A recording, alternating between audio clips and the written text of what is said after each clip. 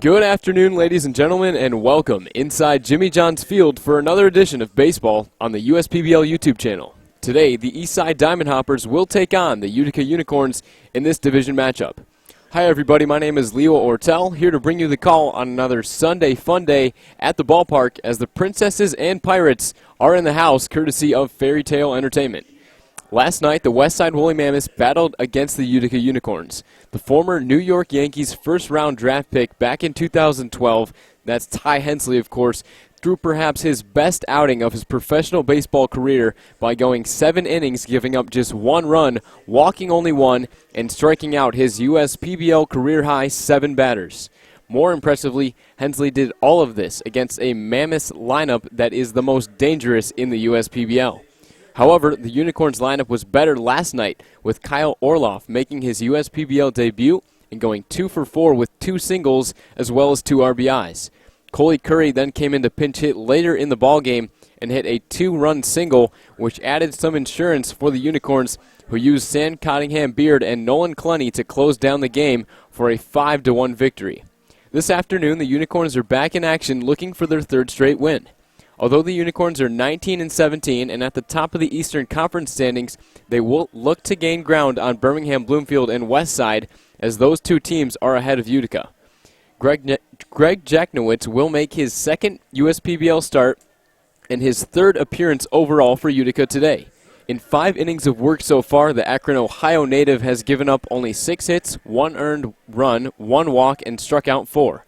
After attending Xavier University for 4 years, Jacknowitz was drafted by the San Francisco Giants in the 22nd round of the 2017 MLB Player Draft. After being released in the spring, Jacknowitz is looking to make it back up to the affiliated level.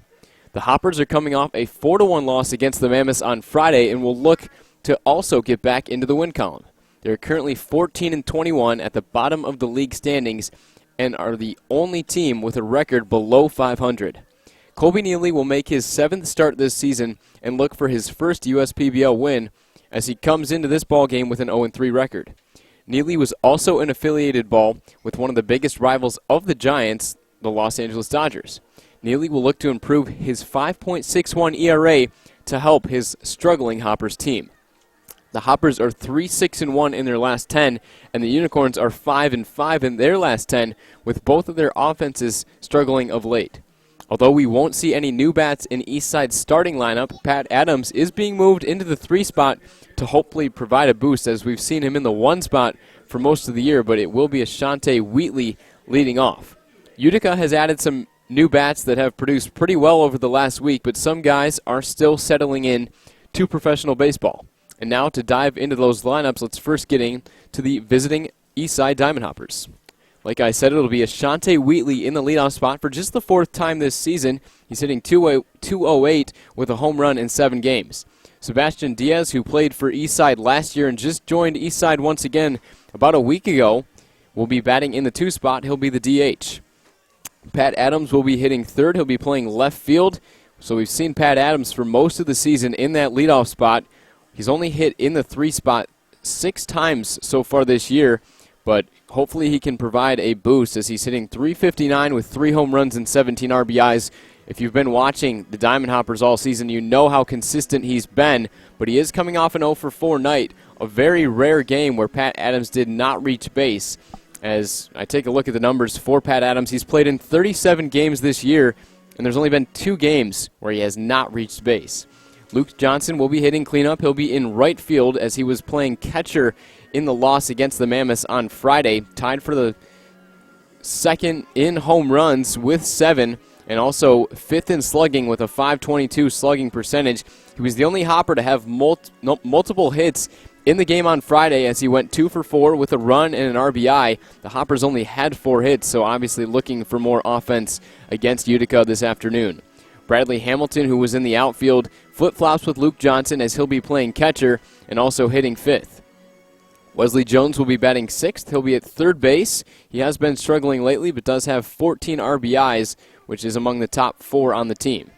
Freddie Geely, who was in the 2nd spot in the game on Friday against Westside, moves back into this 7th spot here. We see him flip-flop pretty consistently from the top to the bottom of the lineup, but it doesn't seem to matter for Freddie Geely where he bats. He is one of the better bats in this lineup, coming in with his .264 average, which is 4th on the team.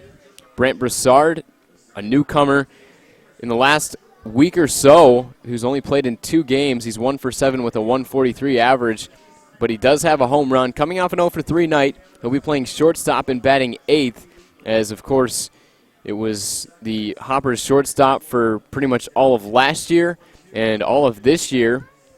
Moving on to play in the Frontier League, that, of course, was Kevin Watley moving on. So the shortstop, Brant Broussard, taking his spot and looking to fit into this order. Hopefully he is able to boost his numbers, but not a large sample size for him yet.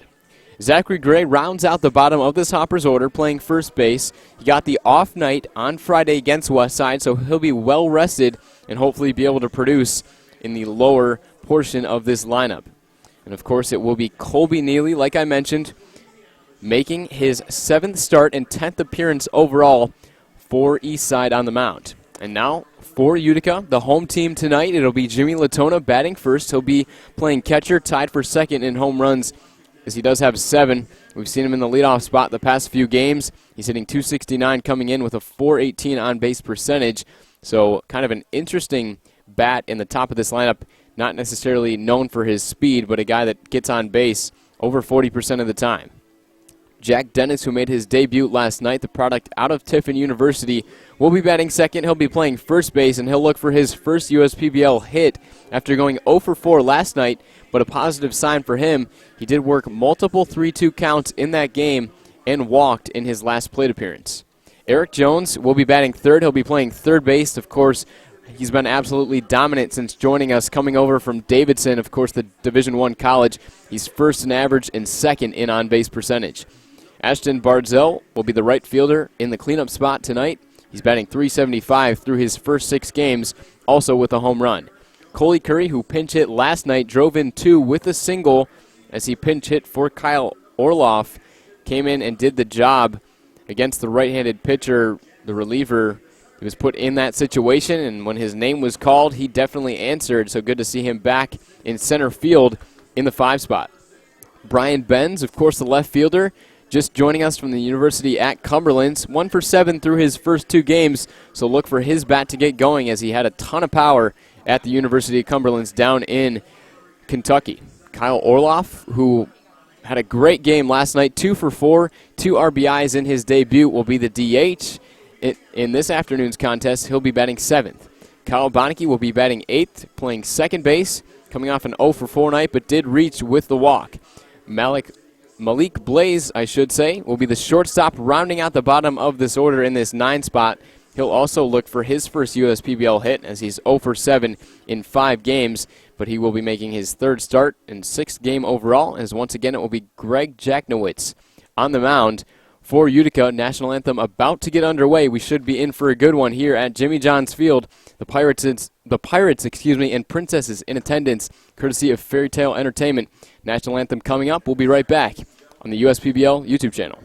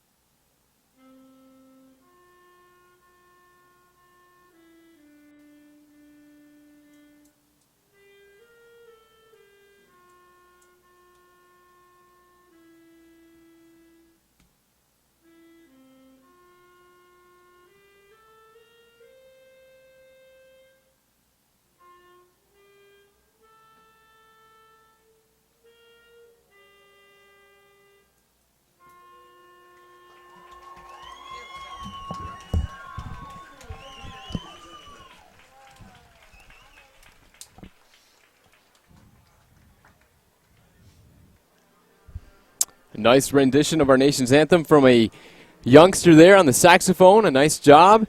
And baseball about to get underway here at Jimmy John's Field. Greg Jacknowitz will make his second USPBL start and his third appearance overall. Of course, coming to us from the San Francisco Giants organization. He's a tall left-hander standing at 6'4". A lot of experience playing 4 years over there at Xavier University, of course, Division I school in Cincinnati. So not a bad first start on the mound for Greg Jacknowitz. A little bit short of a start, but it seems like Utica and Skip Essien were trying to limit his pitch count. Against Westside on June 27th last week, Jacknowitz made his first start against the Westside Woolly Mammoths. He threw 4 innings, giving up just 4 hits, 1 earned run. He only walked 1 and struck out 2. He did surrender a home run, but only 59 pitches it took him to get through 4 innings.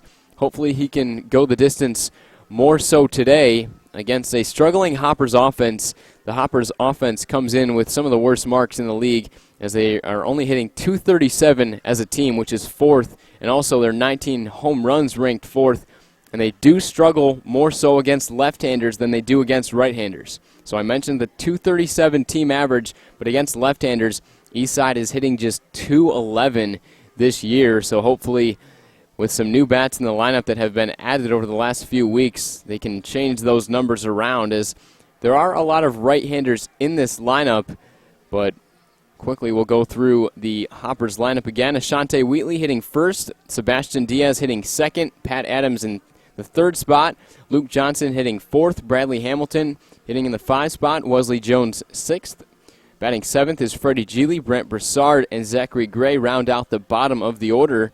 And I was talking a little bit in the pregame about how we've seen Pat Adams primarily hitting in the leadoff spot in this Eastside Diamond Hoppers order for most of the year, but trying to perhaps get a little bit more speed in this leadoff spot and allow Pat Adams to have more opportunities to drive in runs, as we know he's got great numbers, 17 RBIs, a little bit low perhaps through 37 games, but for a leadoff hitter, definitely not a low number. So hopefully with Paul Nochi moving Adams into the 3 spot, he's set up with more guys on base and is allowed more opportunities to drive in runs. But first pitch about to get underway here from the left-hander Greg Jacknowitz, is that's, of course, Ashante Wheatley standing in. First pitch officially here at 1:04 p.m., just a minute early, and it misses high for ball 1. Jacknowitz in his first start worked with 5 pitches, the 2-seam fastball, the 4-seam fastball, accompanied with the changeup, cutter, and curve. Fastball at 89. That one misses the zone again. He topped out at about 92 and was throwing in about the mid to high 70s with some of his off-speed pitches that he didn't use a whole lot. Ashante Wheatley skies one out to deep left center field. Coley Curry ranging back. He made the catch. Coley Curry robs a home run from Ashante Wheatley. What a play out in left center field.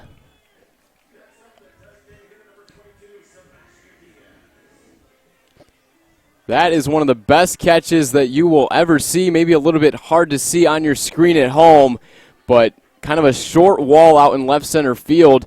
And Coley Curry definitely just robbed Ashante Wheatley of his second USPBL home run, helping out his starter Jacknowitz, who has to be happy with that. So it'll be Sebastian Diaz standing in. He swings at the first pitch he sees, a little bit late on the inside fastball. Yeah, so we didn't see Coley Curry start in center field last night. He pinch hit late in the game for Kyle Orloff, as it was Dan Williams who's getting the off night for now. Excuse me, Dan Elliott, I should say, getting the off night, who we saw start in center field. That one out of play as the count does run to 0-2, but Coley Curry definitely one of the premier defenders in this league, one of the best center fielders. The wind was blowing pretty much straight out to center field as it is right now. And man, oh man, what a play by Coley Curry. But back into this at-bat, 0-2 against Diaz.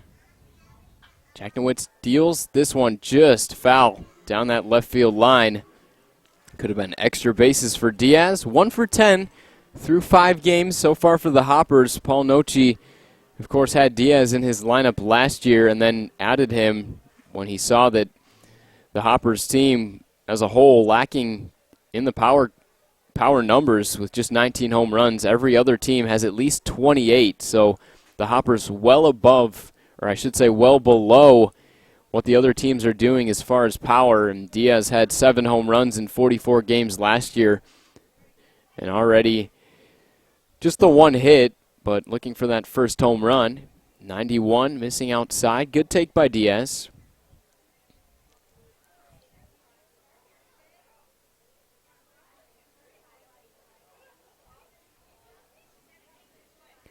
Count even at 2, 1 down.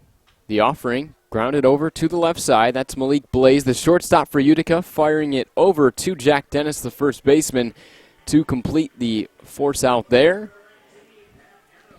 So 2 up and 2 down. Pretty good start here for Jack Nowitz. Could have been a 1-0 game, but the defense helping him out. And speaking of the defense, let's get into the Unicorns D. Brian Benz in left field. It's Coley Curry, of course, in center, who already robbed the home run away from Ashante Wheatley. Ashton Barzell's in right. From left to right in the infield, it's Eric Jones at the hot corner, Malik Blaze and Kyle Bonneke up the middle, Jack Dennis at first, as of course it's Jimmy Latona doing the catching, as he usually does for this Unicorns team. Pat Adams standing in, takes ball 1. Adams coming off an 0 for 4 night in which he did not reach base for just the second time through his first 37 games played. He swings through the 1-0 pitch right there. Numbers are a little bit lower against left-handed pitchers for Adams, but still hitting .278, which is pretty typical for a left-handed hitter. Usually lefties like hitting off of righties a little bit more, but still the fact that Adams is above .270 against lefties just shows the type of hitter that he is up at the plate. The 2-1 sawed off there, grounded softly to Jack Nowitz. He will complete the put out there to Dennis. His great defense in that inning overall. Coley Curry robbing the home run away from Wheatley, and then Diaz and Adams both retired. So through a half inning of play, a 0-0 ball game. Jimmy Latona, Jack Dennis, and Eric Jones, the first 3 hitters up for Utica. We'll see what they can do when we come back on the USPBL YouTube channel.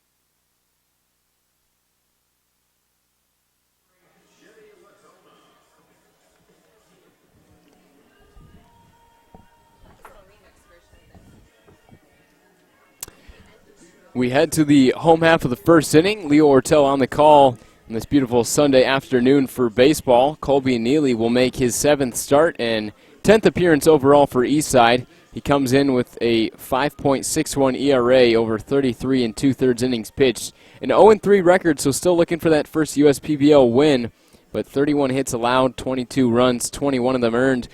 He's walked 17 and struck out 28. Opponents are hitting just .240 against him. He is coming off a pretty tough start in his last outing against Westside. He only threw 3 innings, giving up 5 earned runs, walked 2 and struck out 2, as he threw just under 70 pitches in that start. But Colby Neely has not gone more than 5 innings in any start. It was a stretch of 3 starts between June the 7th and June the 18th, in which he threw 5 innings in all of those. But he'll try to at least go 5 tonight to help out the struggling Eastside Diamond Hoppers, who come in with the league worst 4.69 ERA, and with them obviously losing some of their starting pitchers now into affiliated baseball. Of course, it was Luis Contreras in one of the first weeks of the season getting picked up by the Milwaukee Brewers organization. And then it was Noah Goetze getting picked up by the Colorado Rockies just this week. And now the Hoppers a little bit short-staffed as far as starting pitchers go. Obviously great to see some guys move on to play in affiliated baseball.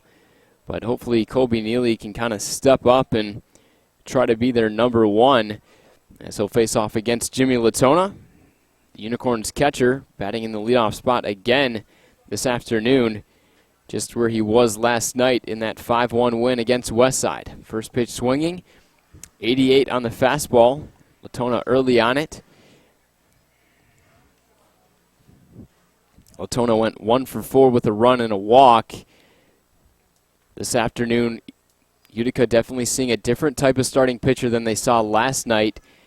There's that slider from Neely right on the outside corner. Gets Latona to swing through it. It was Ty Hensley going for Utica last night against Ben McKendall. 85 appeared to be that changeup, trying to throw it in the dirt to get him chasing, but does not get him to swing. Latona comes in tied for second in home runs with 7. The only man above him is, of course, Javon Shelby. He's also 8th in on-base percentage, 91 from Neely. Just misses outside. Neely will top out at about 92 with his fastball. Washington State product was with the Los Angeles Dodgers affiliated team. Swing and a miss there, 92, as Bradley Hamilton squeezes it for strike 3. So first batter, first strikeout for Colby Neely. That's a good start. 92 on his fastballs. Like I said, what he tops out at, and already pumping 92 here in the first.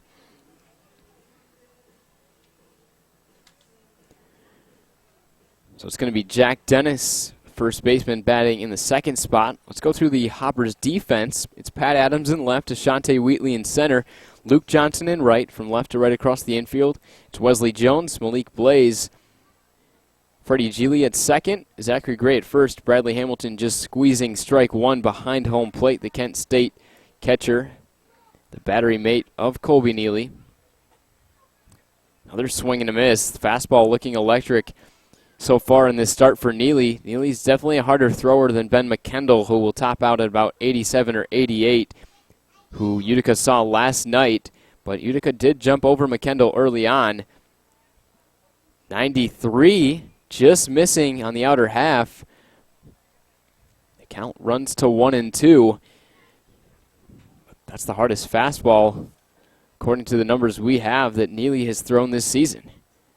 The 1-2 swung on and missed, that devastating slider inside, which is one of Neely's go-to strikeout pitches. He'll either use that fastball kind of high in the zone, or he'll use that slider curving either in on the hands of a left-hander there like Dennis, or away from a right-hander. But gets the lefty Dennis on the inside slider. 2 batters, 2 strikeouts for Colby Neely. He had 28 strikeouts through just over 33 innings coming in. This is a great start to this outing, as he'll have to deal with Eric Jones. First pitch, missing the zone, 80 miles an hour. Not a lot of movement on it. Looked to be that changeup.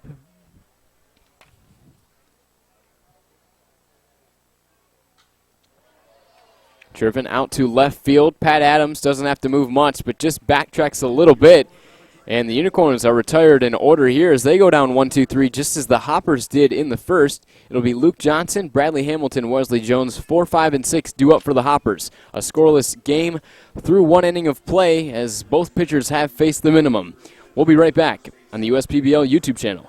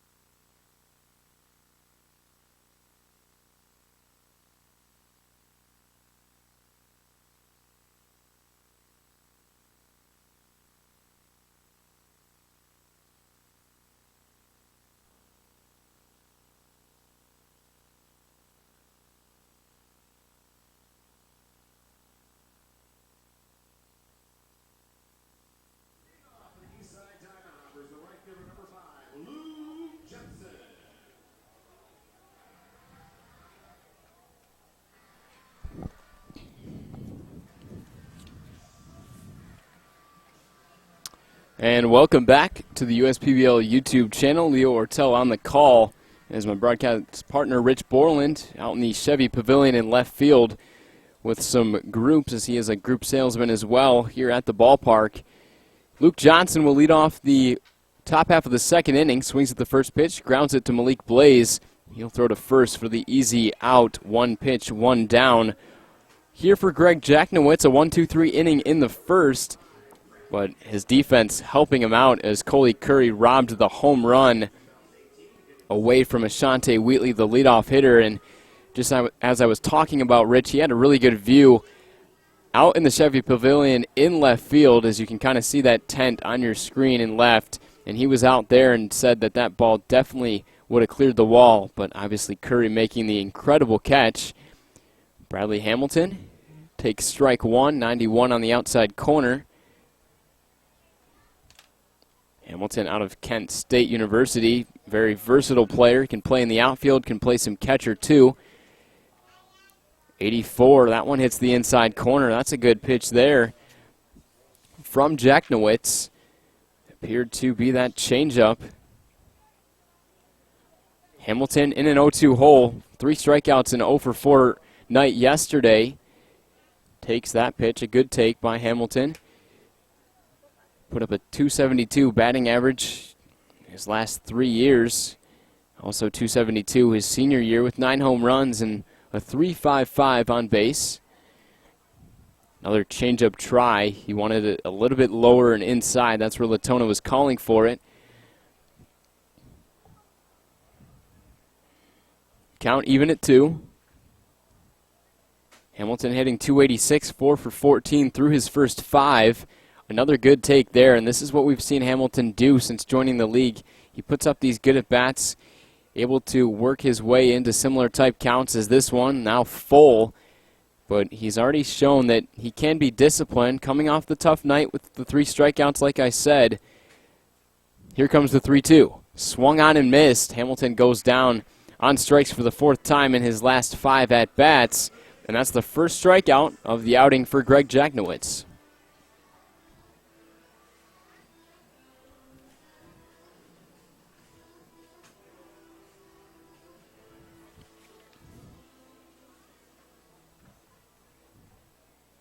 So Wesley Jones will step up here, the 6 hitter playing third, only hitting .232, standing in with 2 outs.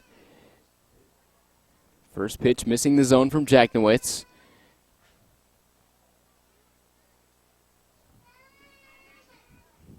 The 1-0 pitch grounded over to the right side. Kyle Bonneke fields and throws to first. Back-to-back 1-2-3 innings for Greg Jacknowitz in just his second USPBL start. He's looking sharp so far.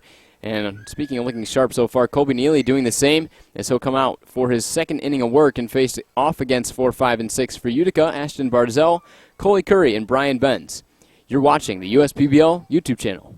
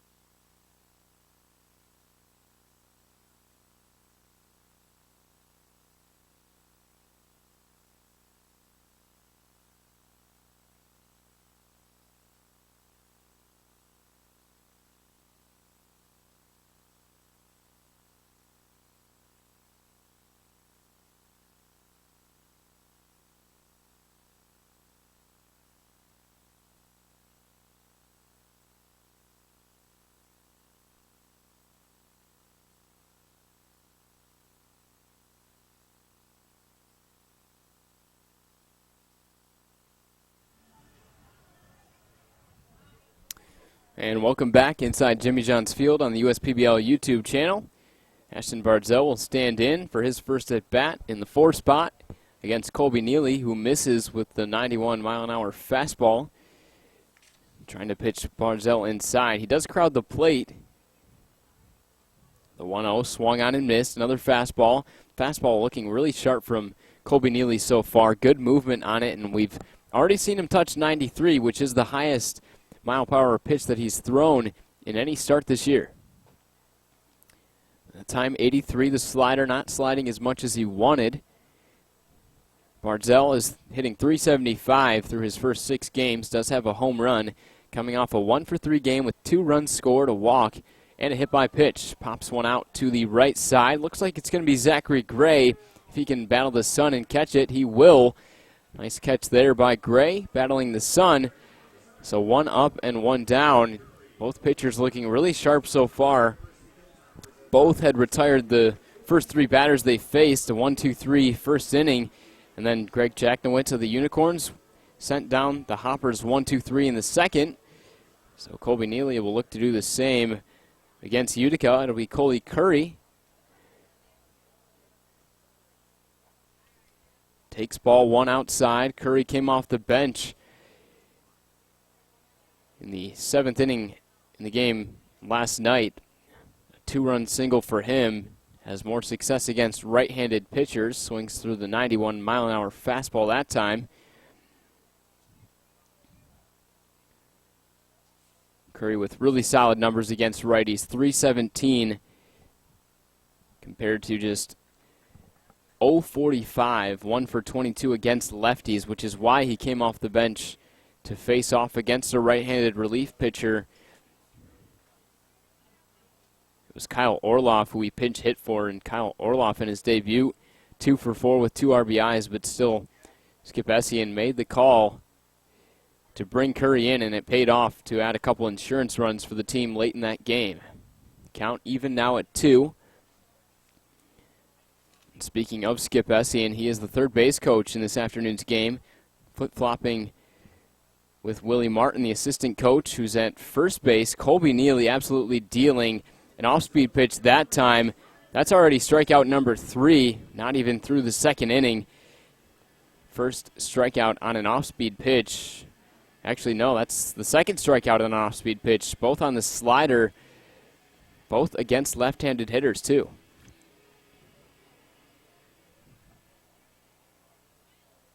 Two up and two down, looking to go 1-2-3 again. It's Brian Benz standing in.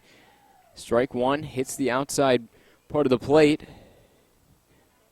Benz is 1 for 7 through his first 2 games. He was 1 for 4. First USPBL hit into center field in last night's contest. He also had a walk, but did strike out twice.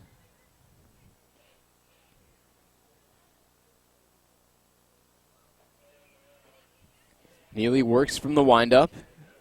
Los Angeles Dodgers organization former product. 92 on the fastball. Benz cannot catch up to it. It's now 1-2.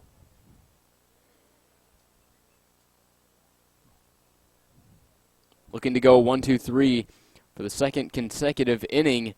Here comes the 1-2 pitch. Skips it in. 86 from Neely. Not sure if that was a slider attempt. Kind of slipped out of his hand. Maybe the fastball actually. But lost the grip on it. He'll have to try once more. Still has him ahead. A few pitches to waste if he needs to. The 2-2. High fastball. Can't get him chasing that time. Good discipline from Brian Benz. So he's worked his way into a full count.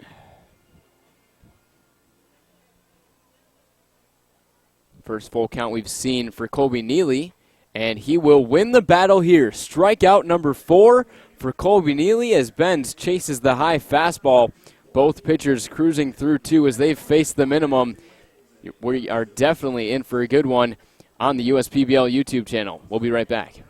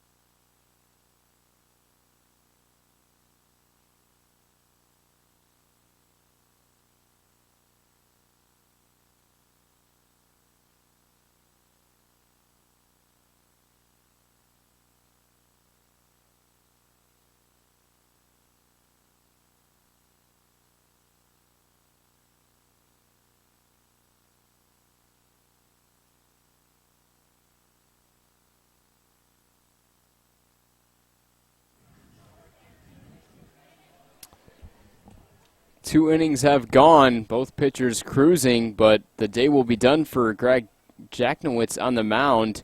It'll be Max Bain taking over Freddie Geely standing in the 7 spot. Takes ball 1, but the outing finishes, of course, for Jacknowitz. He goes 2 innings, no hits, no earned runs, no walks, and 1 strikeout. It looks like it's going to be a bullpen day for this Utica pitching staff. Max Bain, local product who attended Northwood University, went to Clarkston High School. 6'5", 250-pound relief pitcher for Utica. 92, Geely fouls it off. So they go from the lefty Jacknowitz to the right-hander Max Bain. He's put up a 4.72 ERA in 13 1/3 innings, 11 strikeouts, but does have 12 walks. He'll look to lower that number. Bain works from the stretch. 1-2. Sent softly out to center field. Coley Curry will call off his left fielder Brian Benz to make the catch. So 1 up and 1 down. Still looking for the first base runner in this game.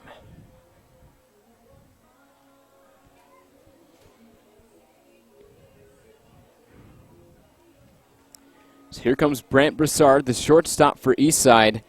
He's only played in 2 games. He's 1 for 7, but his only hit is a home run. 0 for 3 last night. New starting shortstop for Eastside after it was Kevin Watley moving on to play in the Frontier League. Broussard takes strike 1 from Bain.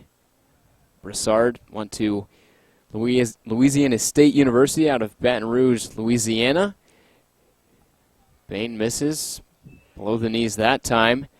Broussard only hit .217 in 2019 with LSU, but only 15 strikeouts throughout that whole season. He's in a 1-2 hole here after fouling it off. See what Bain brings. Kind of works from the stretch, but then into that windup. It's not technically a full windup for him, as he kind of starts as if he was going to pitch from the stretch. Can't get him to chase that time. The 2-2. Swung on, grounded to the shortstop. That's Malik Blaze. Close play at first, just gets him by a few steps. But that is, in fact, out number 2. Once again, 2 up and 2 down for the Hoppers. It'll be Zachary Gray in the 9 spot. We haven't really seen him in the 9 spot this season. We've seen him hitting around the 4 through 6 spots, mainly for Eastside. He got the off night in the game against the Mammoths on Friday, but back into the lineup after Eastside only put up 4 hits and 1 walk in the 9-inning game against Westside. Grounds 1 foul. Early swing attempt for the left-hander Gray.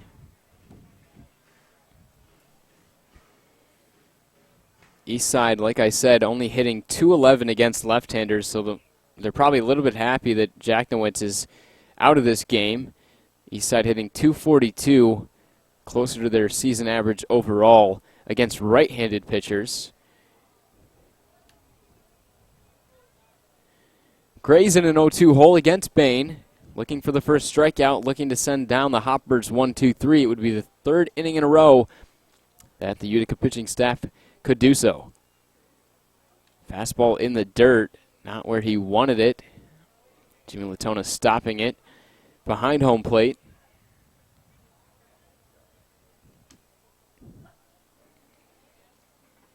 Still a 2-strike count for not for Jacknowitz, but for Bain. The 1-2. Fouled off to the left side. Might be room. And not out of play, but out of range for Eric Jones, along with Malik Blaze and Brian Benz, all kind of in that no man's land. Large foul ground, like we talk about a lot on the broadcast. A lot of room for those fielders to make catches. Large warning track around the whole field, too.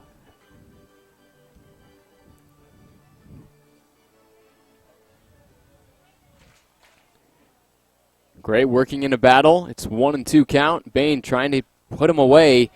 Zachary Gray skies one deep out to right center field. Outfielders ranging back. Curry up against the wall. It hits off his glove. He can't make the catch. Gray will cruise into third standing up. Looks like Coley Curry's going to be okay, but almost another incredible catch out there for Curry. Gray will have a triple, the first hit of the night for either team.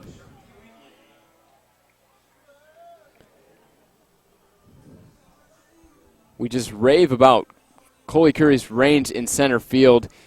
He's already robbed one home run, almost just took away extra bases with a leaping catch against the wall, but just in and out of the glove.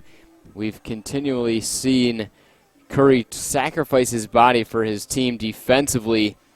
It was in a game a couple of weeks ago now that Curry leaped against the wall and the ball hit off his glove and went over the wall, almost robbing the home run, but ended up assisting with Ross Haffey's 7th home run of the season it was, but can't make the catch this time. A great effort.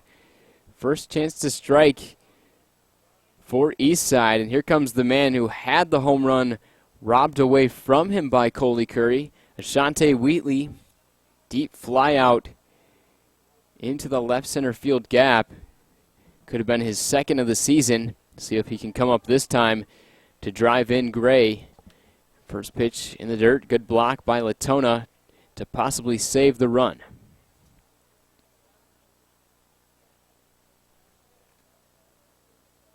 And that triple for Eastside, just the second that they've hit as a team this season. The only other man with a triple, Riley Mahalik, who is getting the off day. The 1-0. Grounded foul. Another early swing from a diamond hopper.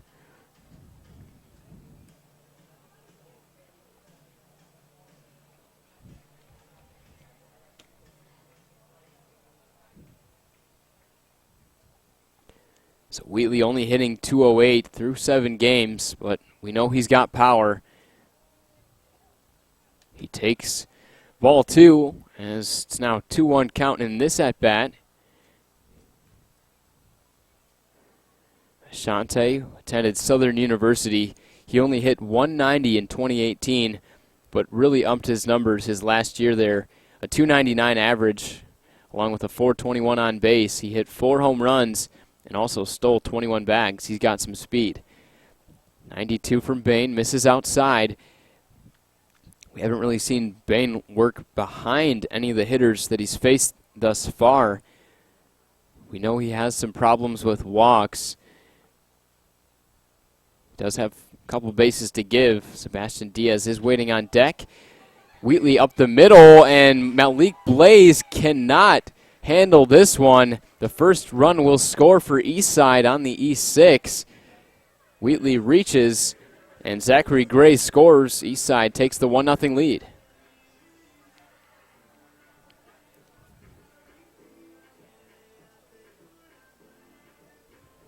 So Wheatley will not get credit for the RBI, but drives in the run.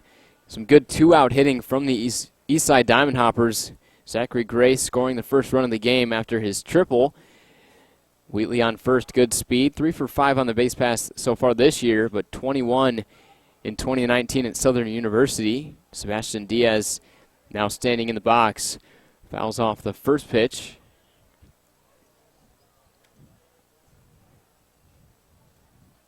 So kind of a tough break there for Bain. Should have been an inning-ending ground ball routine play for Malik Blaze, but the E6 proving to be costly. Bain keeping tabs on Wheatley at first to make sure he doesn't go anywhere. Latona does have a good arm behind home plate. He's ready to throw him out if need be. Wheatley with a good lead, so Bain checks on him again.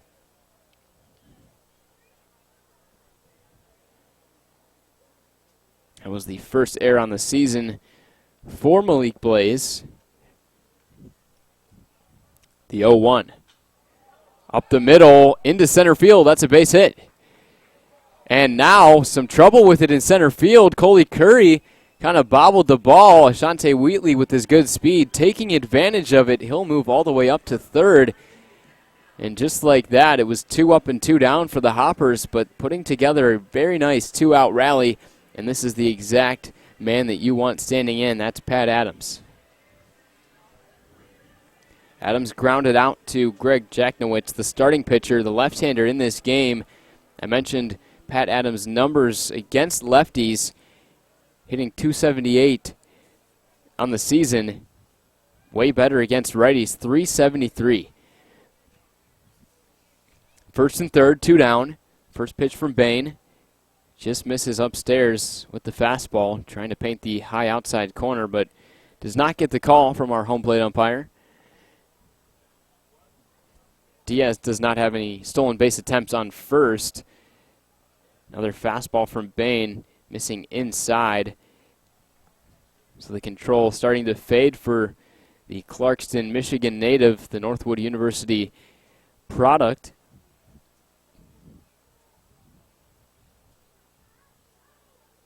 Adams looking to deliver with first and third. The 2-0. Misses high. Another fastball, 3 straight to Adams. And if you're Adams up there, you've got the green light. Best hitter on this team in this 3 spot now. And if he makes a mistake pitch with the fastball, Adams is going to be all over it. Luke Johnson on deck. And he will come up to the plate as Pat Adams will draw the 4-pitch walk. That's the first walk we've seen in this ballgame. So bases loaded opportunity for Eastside, and despite their league worst 237 batting average, Eastside seems to get it done in these bases loaded situations. 12 for 38, a 316 batting average. This is a big spot for Luke Johnson. 0 for 2 this year with the bases loaded, but we know the type of power that Johnson has. 7 home runs, tied for second in the league with Latona and Ross Haffey. Bain can't find the zone. He's now missed 5 straight. Johnson hitting .267, 5th in slugging with the .522 mark. Ground ball left side and just foul.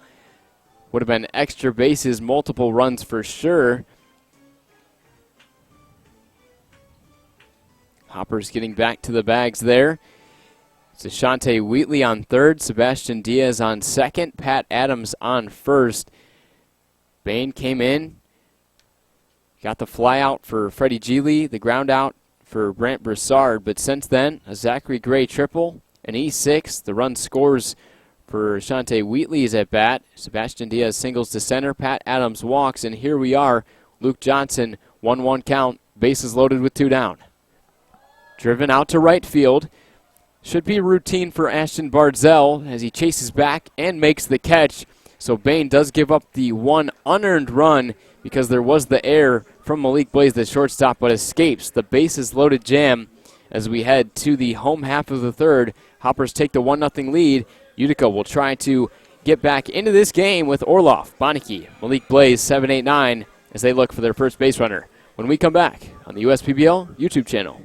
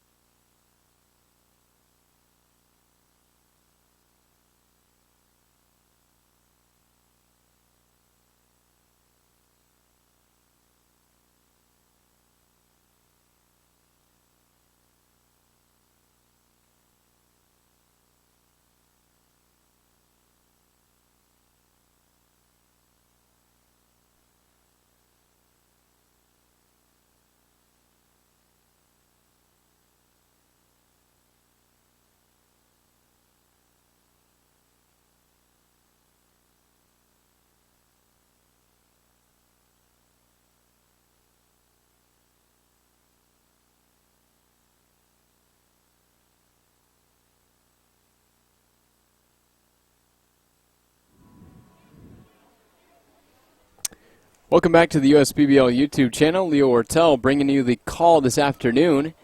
Colby Neely, 2 innings of very good work so far, in for his third. It's going to be Kyle Orloff standing in, fouls off the first pitch that he sees. A great debut for Orloff last night, 2 for 4 with 2 RBIs. Eventually, Coley Curry pinch hit for him as he's down in the 0-2 hole. Orloff played his college baseball at Indianapolis University. The native out of Cincinnati, Ohio, put up good stats in 2019, a .342 average with 9 home runs. Swings through this pitch there, and Colby Neely absolutely dealing another devastating slider, and that's strikeout number 5 through just 3 1/3 innings.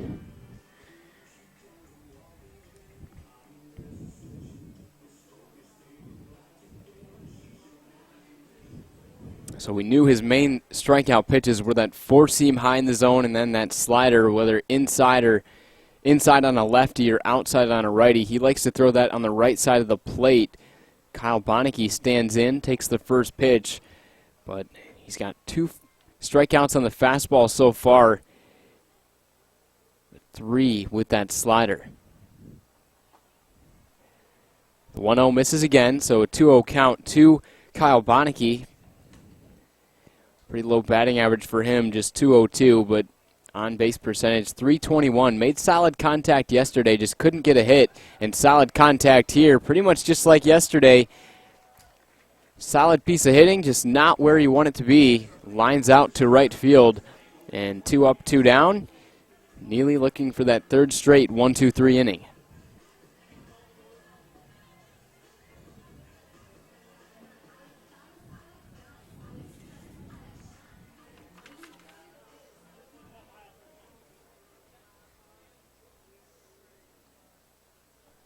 Here comes Malik Blaze, first pitch swinging, skies one. We'll see if Bradley Hamilton has room, and it looks like he does. Makes the catch. 3 up and 3 down. Malik Blaze down on the first pitch that he sees. A strikeout in that inning for his 5th, as once again the Unicorns down 1-2-3. It's 1-0. Hoppers in the lead after 3. Don't go away. You're watching the USPBL YouTube channel.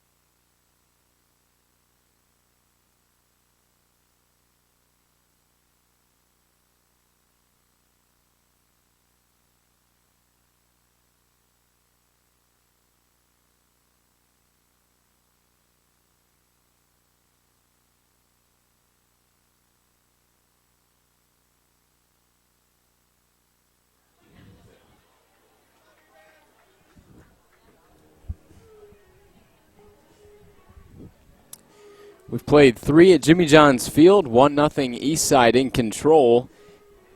Max Bain will be in for his 2nd inning of work. We got word that the starter, Greg Jacknowitz, the left-hander, was possibly dealing with a little bit of elbow discomfort, which is why his start was short-lived. So it wasn't supposed to be a bullpen day for Utica, but it has turned in to a bullpen day for them. Kind of a tough inning for Bain in the third. 7 batters came to the plate for Eastside, who only plated 1. Luckily, Bain was able to strand the bases loaded, got Luke Johnson to fly out, as he was the cleanup hitter in this lineup. It's going to be Bradley Hamilton in the 5 spot to lead off the 4th. 4 strikeouts in his last 5 at-bats. Hamilton swings through strike 1 right here.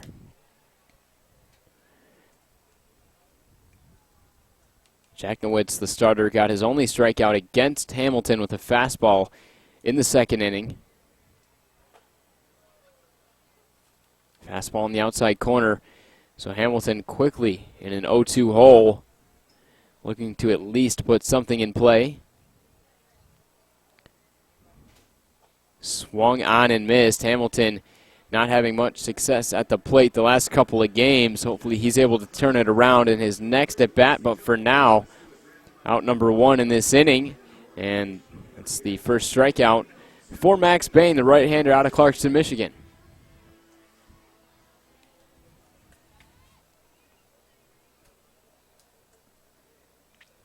Here comes Wesley Jones. He ended the 2nd with a ground out to Kyle Bonneke at 2nd. This at-bat started off with a fastball. Jones takes it. Wesley Jones hitting just .232 and also a low slugging percentage. Not much power for him, only slugging .261. Skies one behind home plate. Latona runs out of room as that one skips the first row of seats. Turns into a souvenir for a fan. Count now even at 1. Jones was with the Colorado Rockies organization.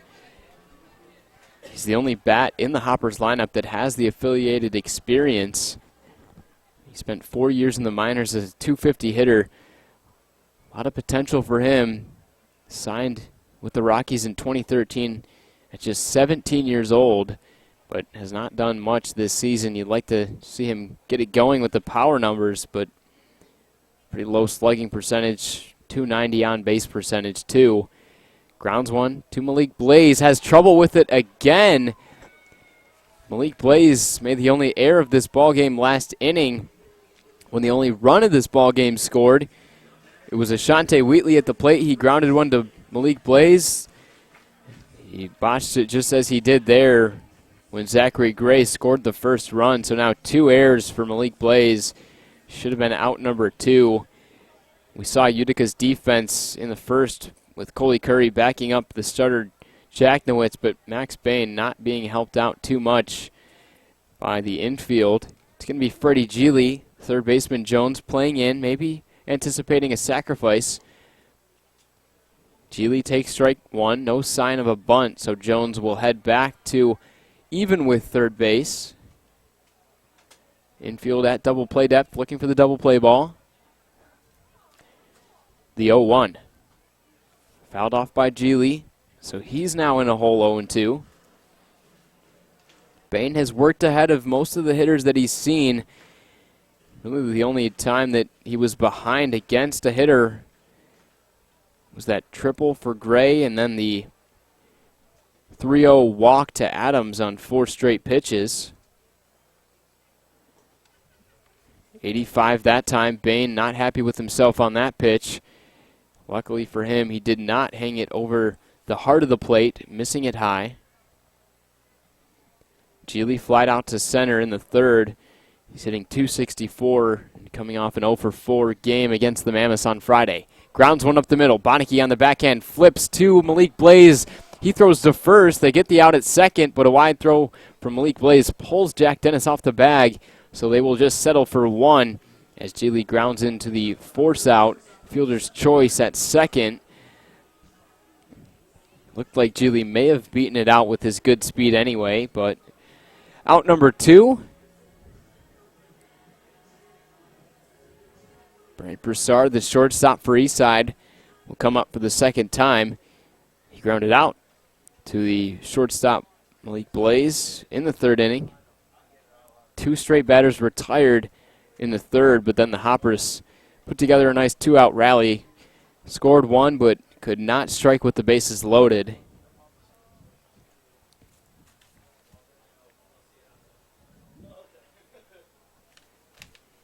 A lot of room to the opposite field for Broussard on the ground.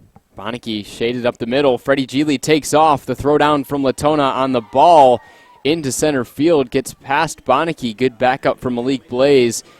That's going to be a stolen base for Freddie Geely. His second in 4 attempts. So a runner in scoring position. We know how aggressive Paul Nochi likes to be with the base running game. Plays to the advantage this time. We'll see if Broussard can drive in his 3rd RBI in just his 3rd game.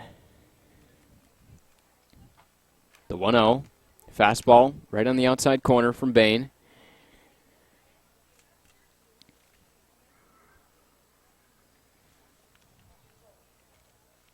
Eastside now with 35 stolen bases. The only other team with more is Westside. The 1-1. Missing low, another fastball. Geely's getting a good lead over there on second. He'll easily score on a single into the outfield. And still Bonneke shaded up the middle. They've got him played kind of the pull here, not anticipating that he's going to ground one in between first and second. The 2-1.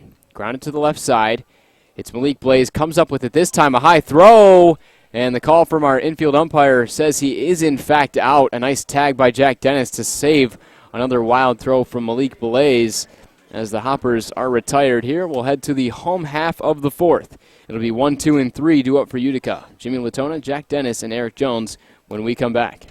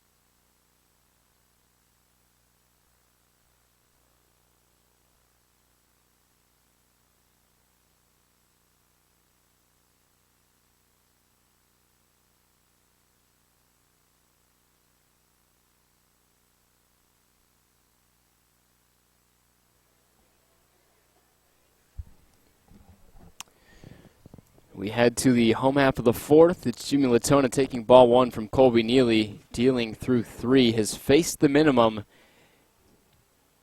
Unicorns offense quiet so far. Latona takes strike 1. Slider from Neely that's been on point in this start, as well as that fastball. Velocity increasing. He's got good movement on it too. Seems to be working nicely with all of his pitches. Change up that time, missing high. Latona struck out swinging on a fastball in the first. One of 5 strikeout victims thus far for Eastside's right-hander. The 2-1, he takes that pitch. There's only been one 3-ball count for Colby Neely. It was a 3-2 count against Brian Benz, and he struck him out to end the second. Don't want to walk the leadoff hitter. Latona sends one down the line, just foul by a couple of feet there. Easily would have been extra bases, but instead another full count. for Colby Neely.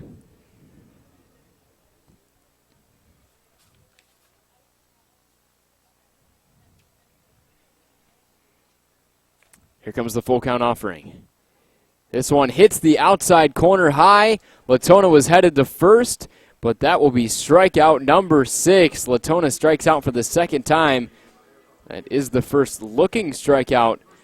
Home plate umpire maybe helping out Neely a little bit here, is Latona voicing his frustration with the home plate umpire.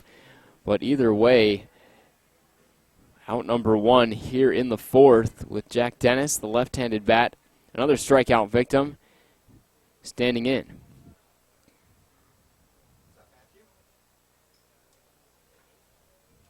First pitch to Dennis, fouled back to the screen. Fastball from Colby Neely. He struck him out with a slider inside when he had Dennis in the 2-strike count in inning number 1. Dennis still looking for that first USPBL hit. Another slider inside. Dennis fooled on it. A little bit ahead of it, as Dennis probably asking the home plate umpire there, would that have been a strike? And I saw a nod of the head. It probably would have been. Dennis down 0-2. Colby Neely looking for another strikeout. Won't get it here. Fastball just missing outside. Dennis went to Tiffin University. Debut last night, 0 for 4 with a walk and a strikeout. The 1-2. Inside. Check swing. There will be no appeal on this one, so he did hold up. A good take by Dennis.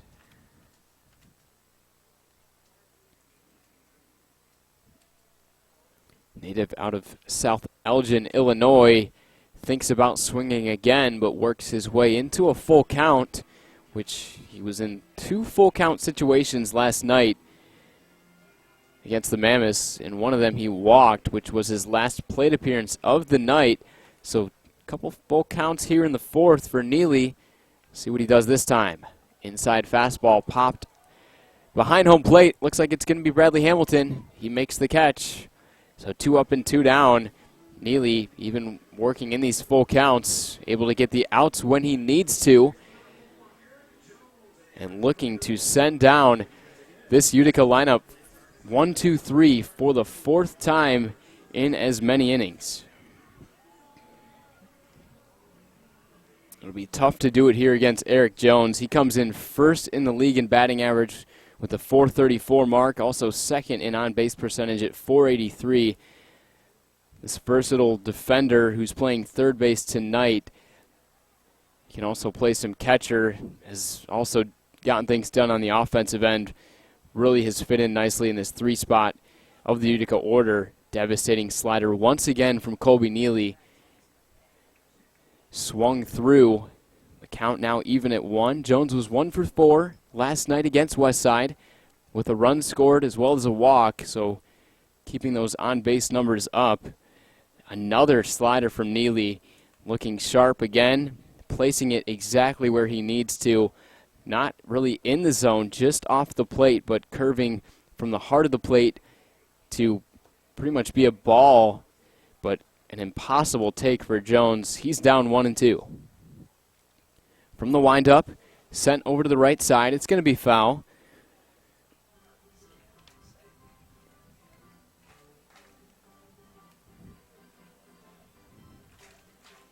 Jones, the native out of Charlotte, North Carolina.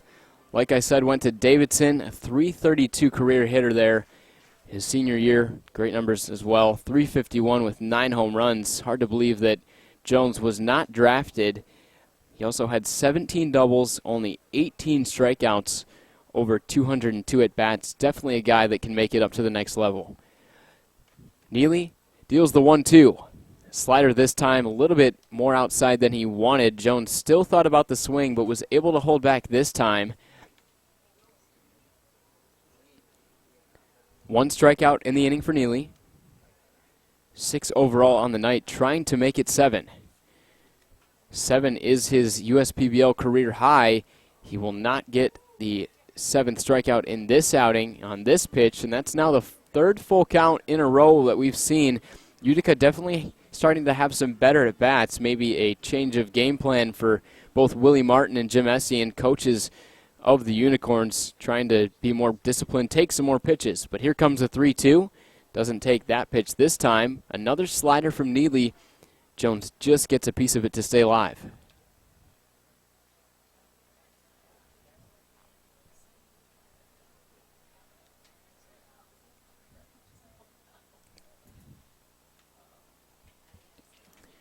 So we'll see another full count pitch from Neely. So far perfect in this game on full counts. Pop out and 2 strikeouts. Here comes the 3-2 again. Sent up the middle. This is going to be a base hit. It falls into center field. First base runner for Utica. And also Eric Jones, the beer batter in this game. $5 craft beers in the Zatuna Craft Beer Garden down the left field line. Be sure to check out those deals there. The first 3 at-bats for Jones. If he gets a hit, you'll be able to enjoy those deals. And this is the first time that you will be able to enjoy it. And finally, Utica able to put up a base runner, a 2-out knock for Jones. And now it's going to be Ashton Barzell. He led off the second with a pop-out, looking for a better result this time. Some good battles in these at-bats for the Unicorns this inning, and finally Jones wins one. Not a good pitch from Neely. The fastball slips out of his hand and gets past Bradley Hamilton. So the runner, Jones, will move up to second. So now an even better chance to strike. Barzell has produced pretty well through his first 6 games, .375 with a home run.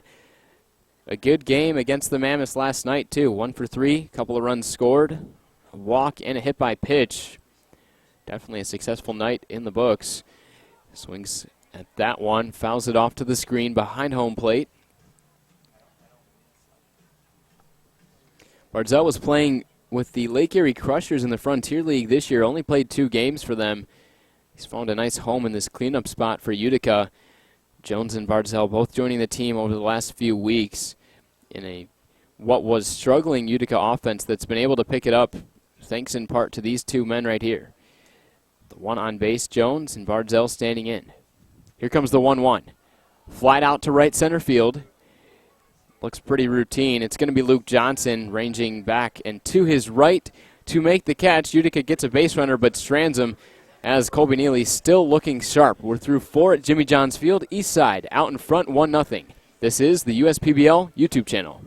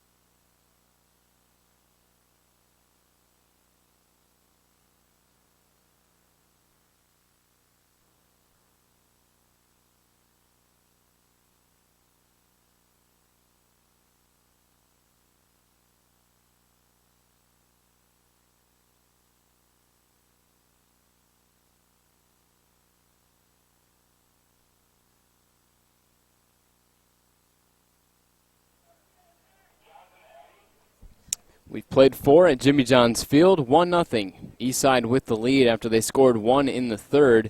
Zach Gray, the 9-hitter, playing at first base for Eastside this afternoon. Takes ball one from Max Bain. He's done a nice job since coming in the third inning. Zachary Gray skies one out to shallow center field. We'll see if it'll be Malik Blaze or Coley Curry, but it will in fact be Malik Blaze making the catch for out number one.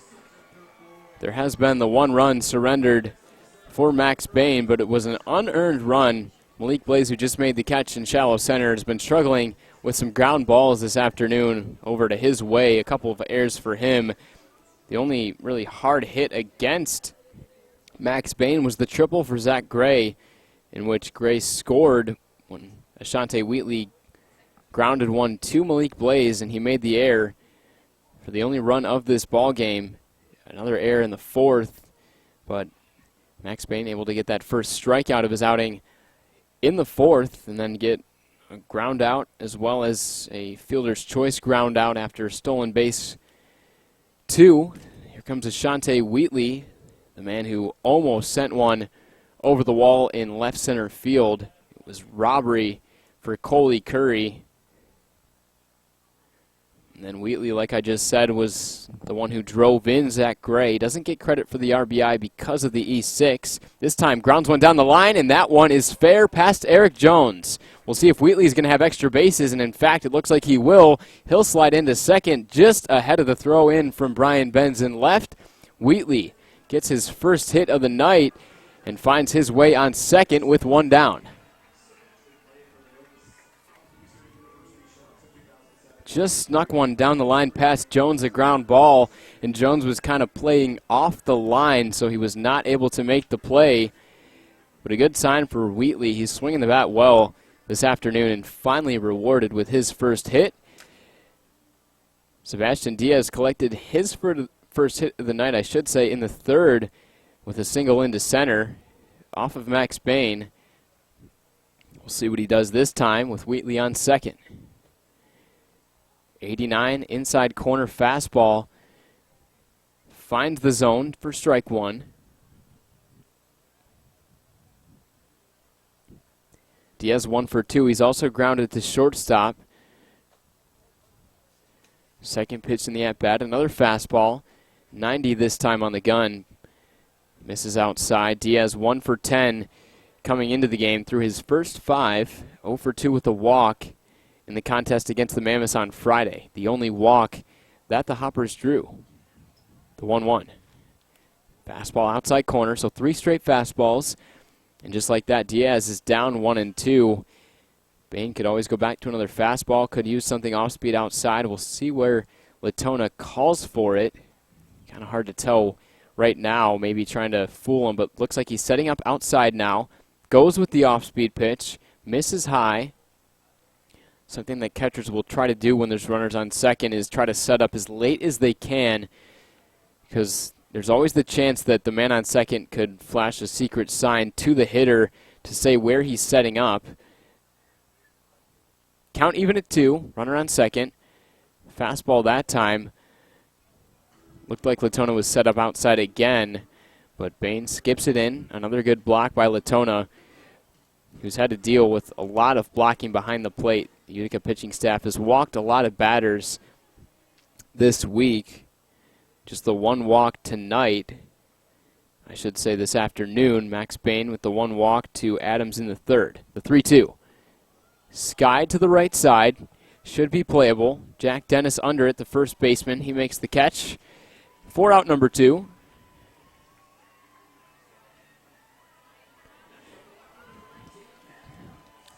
So Diaz pops out to the first baseman, Dennis. Man still on second, and this is who you want at the plate again, Pat Adams. Didn't reach base last game, but he has reached in this game. 0 for 1 with the walk. Walked on 4 straight pitches from Bain in the third inning. 359 hitter who succeeds whether he's facing off against lefties or righties, power pitchers or finesse pitchers. It doesn't matter who's facing off against Pat Adams. He seems to find success in many different ways. Can get it done with the long ball, but he'll probably look for a single here as he's down 0-1. A single would score Wheatley from second. Another pitch in the dirt. Off speed from Max Bain.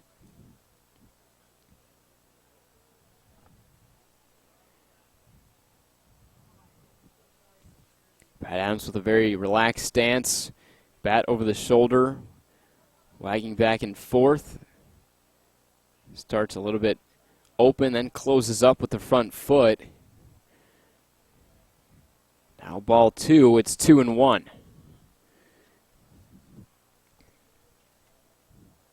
Adams, .503 on base percentage, first in the league.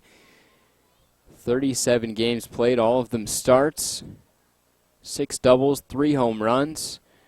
Can't say enough about the way that Adams has been able to perform for this team, and also a great outfielder too that can play a corner outfield position like he is tonight in left or center field where he's been for a lot of the season. Good hitters count for him, 3-1. Back-to-back 3-ball counts for Adams. The pitch swung on. Swings right through it. So full count for Adams. The first full count we've seen for Max Bain. We'll see what he does on the 3-2. Wheatley will be on the move. The pitch misses outside, so he walks him there. Pat Adams draws another walk. Back-to-back plate appearances with the base on balls. And here comes Luke Johnson, the man who was up with the bases loaded in the third. He was the 7th man to come up to the plate that inning after Eastside had scored 1, looking to add on some more with 2 outs, but Luke Johnson flied out to the right fielder Bardzell. 0 for 2 tonight.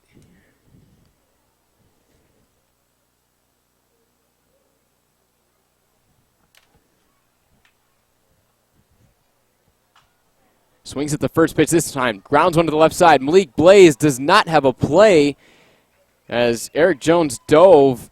Malik Blaze fielded it on his backhand and tried to charge towards third to catch Ashante Wheatley, but could not get it in time. That one will go down as an infield single in the books.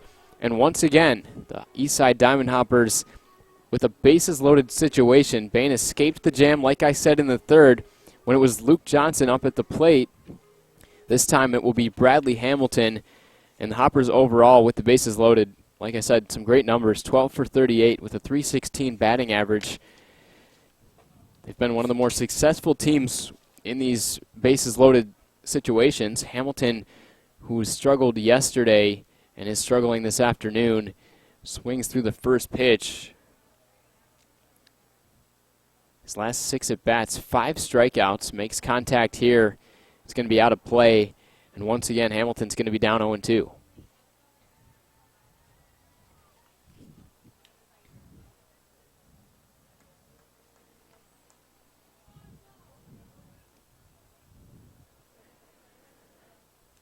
It's been fastballs that have given Hamilton trouble. It's going to be a breaking ball this time. He swings through it.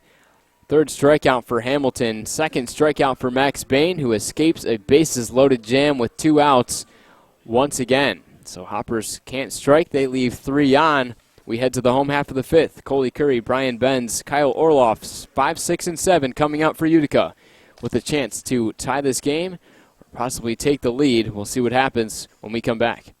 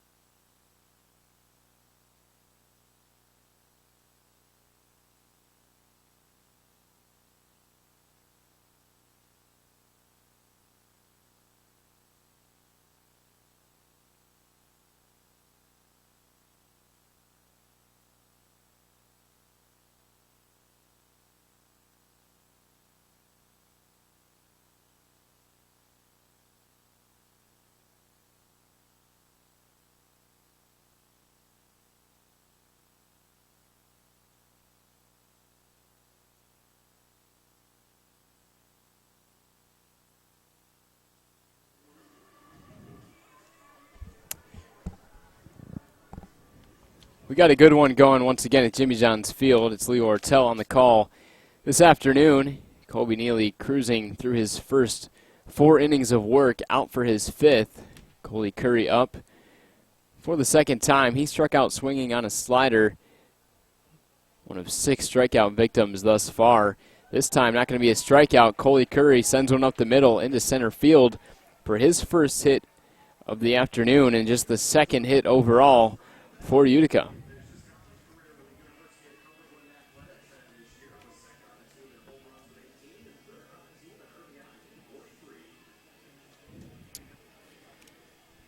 So good start for Utica for the first time. They get their leadoff man on. It's going to be Brian Benz, the University at Cumberland's product. He was only there for 2 seasons, but broke the home run record. He's got a lot of power potential. We haven't seen it so far. Benz just won for his first 8 after striking out on a fastball on a 3-2 count to end the second.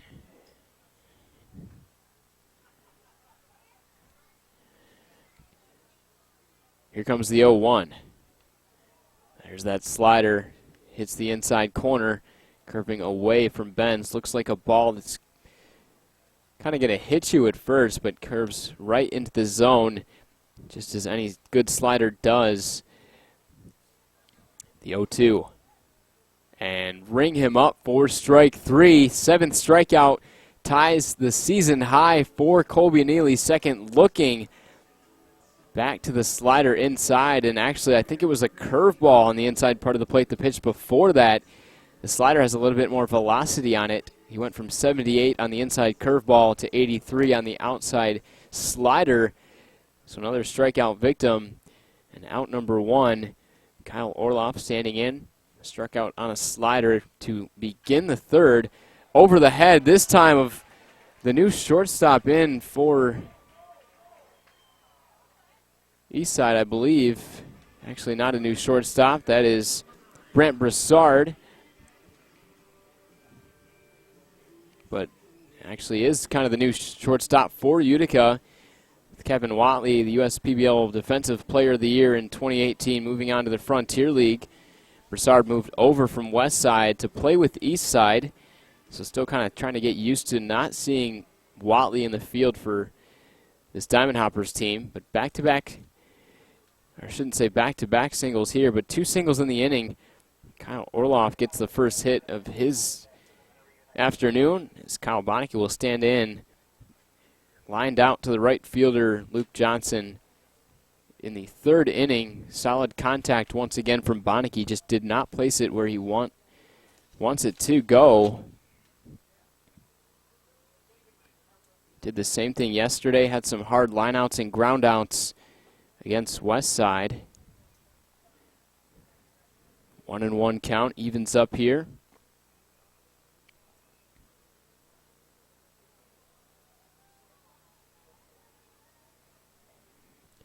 So Neely working from the stretch for the second time in this game. Multiple base runners for Utica for the first time.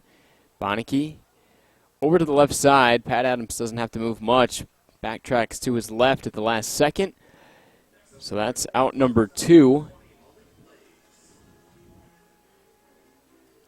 Strikeout and a fly out. A couple singles in this inning. See what Malik Blaze can do. A tough day defensively for him. Popped out to the catcher on the first pitch that he saw in the 3rd. We'll see if he'll be more aggressive this time. But as this game's gone on, it seems like Utica's got a little bit more patient at the plate and able to get a couple singles the last few innings. There was 3 full counts in the 4th. Just after that, Jones singled, but then Barzell flied out to end the 4th. Not any full counts in this inning, but multiple hits for the first time in an inning for Utica. Blaze trying to tie the game, or possibly take the lead with 1 swing of the bat. He's also looking for his first USPBL hit. 0 for his first 7 in 5 games. Did not start last night. He was used as a pinch runner. Slider from Neely, 83, pretty much where it's been all game. in there for strike two. So a lot of options for Neely here. He could waste a pitch. He could waste a curveball in the dirt. He could throw the slider again. He's used the fastball up in the zone for a few of his strikeouts today, but that slider also going to work well. They go with the fastball. Hamilton was set up outside, so maybe trying to anticipate that Blaze was thinking outside slider, get him to chase and be late on the swing attempt on the fastball, but it doesn't work.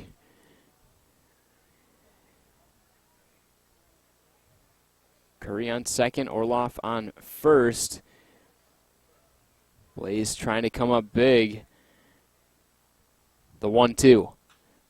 Driven up the middle, that's into center field. Essien is waving Curry home. Here comes the throw from Ashante Wheatley. It skips off the pitching mound. Coley Curry scores, and Malik Blaze ties this ball game with an RBI single. How about that for your first USPBL hit? First USPBL RBI ties the game in a very solid outing thus far for Neely. Some good two-out hitting, good two-strike approach for Blaze. Kept a simple short swing. Riley Hamilton will trot out to the pitcher's mound to talk things over with Neely. 3 hits in the inning for Utica, still first and second. And here comes kind of an unconventional leadoff hitter, Jimmy Latona, the catcher, but a great on-base percentage coming in, .418. That's why he's at the top of this order. Second in on-base percentage on the team, only behind Eric Jones, who's second in the league overall at .483. So Coley Curry scores on the single from Blaze. Orloff on second, and Blaze now on first. First pitch misses from Neely. Looked to be an off-speed one.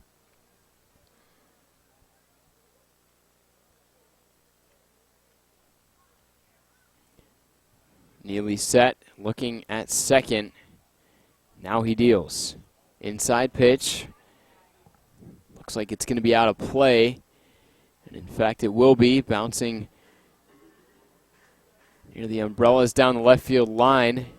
So the count is even at 1. Latona 0 for 2 with a couple of strikeouts. The first one on a fastball in the first, and then in the fourth, he was caught looking on a 3-2 pitch. He did not like the call. It was a good slider from Neely. Neely steps off. Looking Orloff back to second. He dives in with Geely, playing around with him a little bit, trying to cut down his lead, which is pretty sizable at second. Here comes the 1-1. Just misses inside. Looked like he tried it with the breaking ball again. Latona looking for some redemption after being unhappy with the called third strike in the fourth. Now time called. A ball onto the field. It looks like a pitch skipped from the Utica bullpen. Looks like a right-hander is getting loose.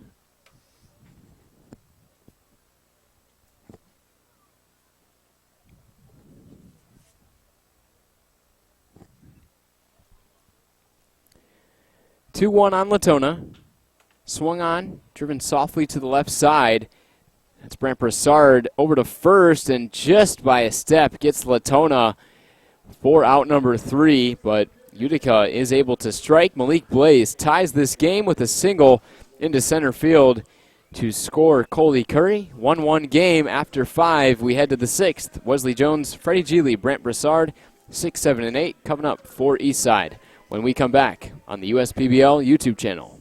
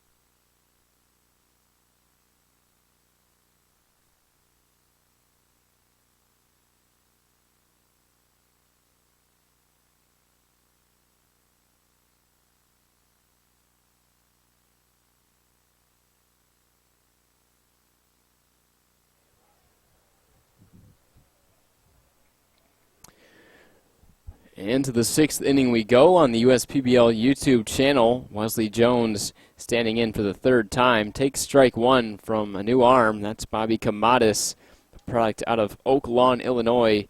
Attended Creighton University. Stands at 6'5", 205 pounds. And quickly he has Wesley Jones in the 0-2 hole. Max Bain came into this game, did a fine job over 3 innings of work. Gave up just the 4 hits, the 1 run, but not earned. As this one's grounded to the pitcher, Camadas has to make a nice play there. Good throwdown to catch Wesley Jones by a few steps for out number 1. But back to the outing for Bain. 3 innings, 4 hits, 1 run, no earned runs. He had the 2 walks along with the 2 strikeouts. He was able to limit the damage.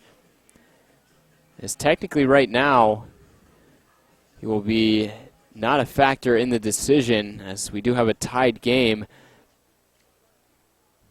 So 1 up, 1 down for Camadas, and looks like it could be 2 here. Geely, first pitch swinging, good contact, but Coley Curry ranges back to make the catch. So 2 up and 2 down. Good start to the outing for Bobby Camadas. He posted a 2.87 ERA over 47 innings at Creighton University, so great numbers there.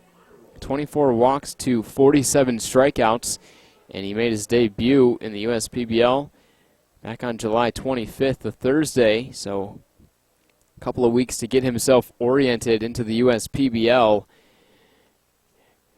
Looking sharp already. He'll face off against Brent Broussard. Breaking ball misses outside.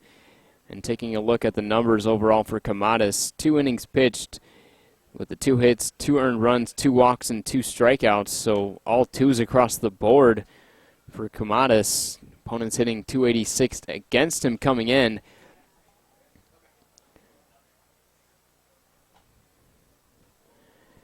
The 2-0 misses inside, says our home plate umpire.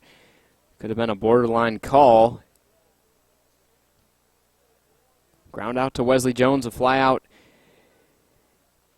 for Freddie Geely.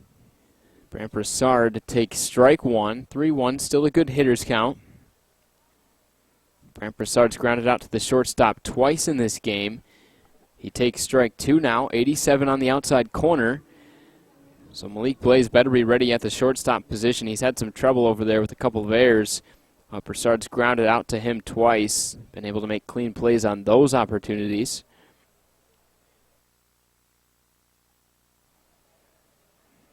The full count. Sent over to the left side, and this one's going to get down. Brian Benz cuts it off and throws it in quickly. A hard round at first for Broussard, but he'll stay put at first base. Broussard gets his first hit, the 6th overall hit for Eastside. Actually the 5th now as I take a look at the scorebook. Just put up on the scoreboard is 5. So once again, the Hoppers trying to strand together a 2-out rally just as they did in the 3rd when they scored their only run.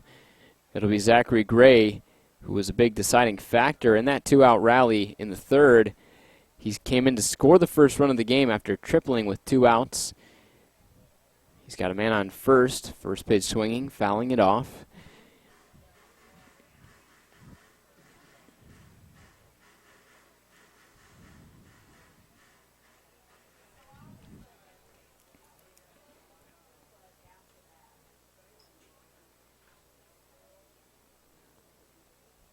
So Brant Broussard, who had pretty good stolen base numbers at LSU, being checked on. 6 stolen bases in 2019 in 45 games for him, so he does have a little bit of speed and almost takes off there, but playing some tricks on the Utica defense. Zachary Gray fouls one off the top of the pavilion down the right side.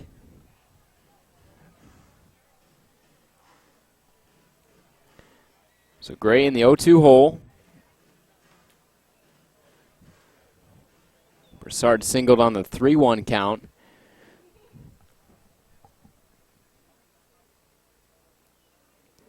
Camadas shakes off Latona. Now looks ready. Still trying to keep the runner close as he throws over again. We've seen 1 stolen base in this game for Freddie Geely. Brant Broussard does not have any stolen base attempts for the Eastside Diamond Hoppers this year. 0-2 off-speed pitch on the outside part of the plate. Skied into right field. Ashton Barzell makes the catch. That's a good strike two pitch there, or I should say two-strike pitch for Camadas. He escapes the inning there. The one hit, but no damage done as the Hoppers leave one. See if Utica can do anything with their hitters coming up in the home half of the sixth. This is the USPBL YouTube channel.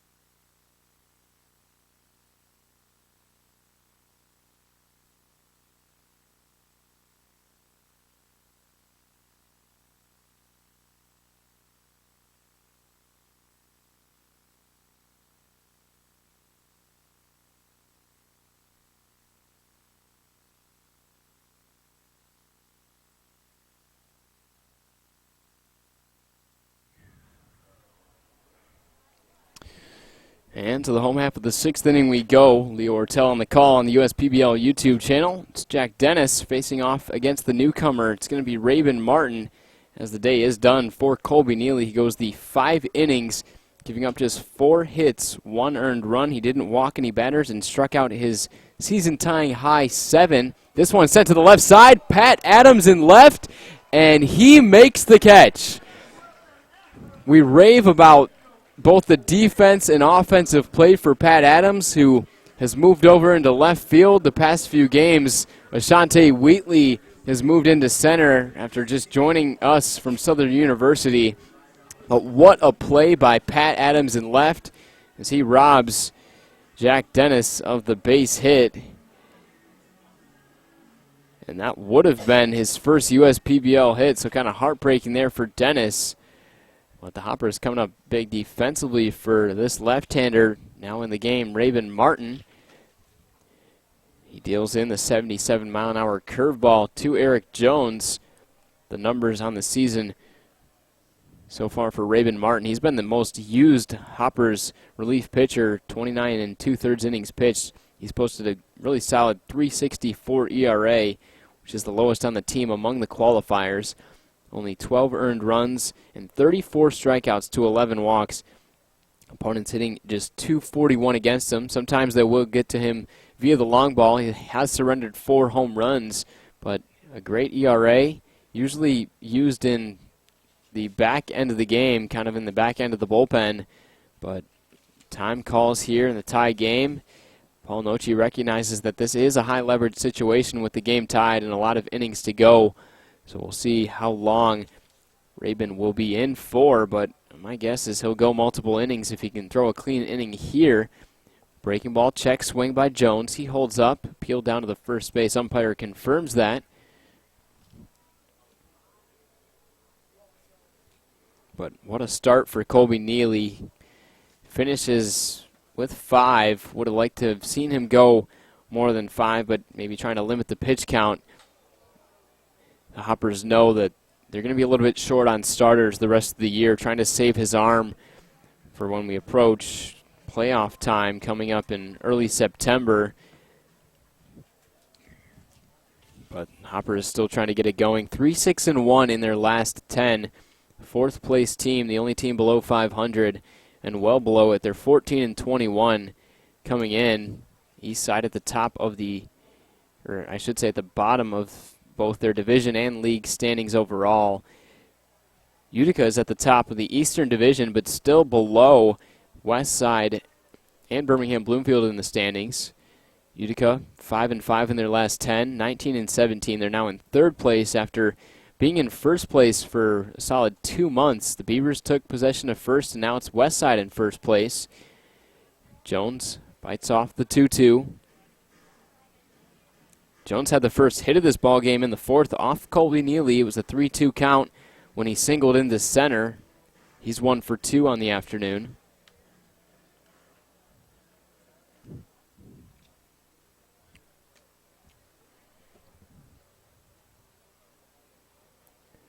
Count still even at 2. Martin works from the stretch, trying to get that strikeout.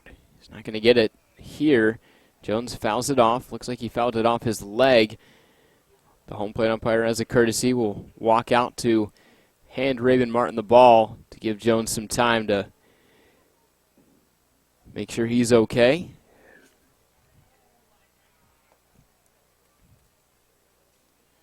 Martin, of course, out of Dallas, Georgia, attended Louisville.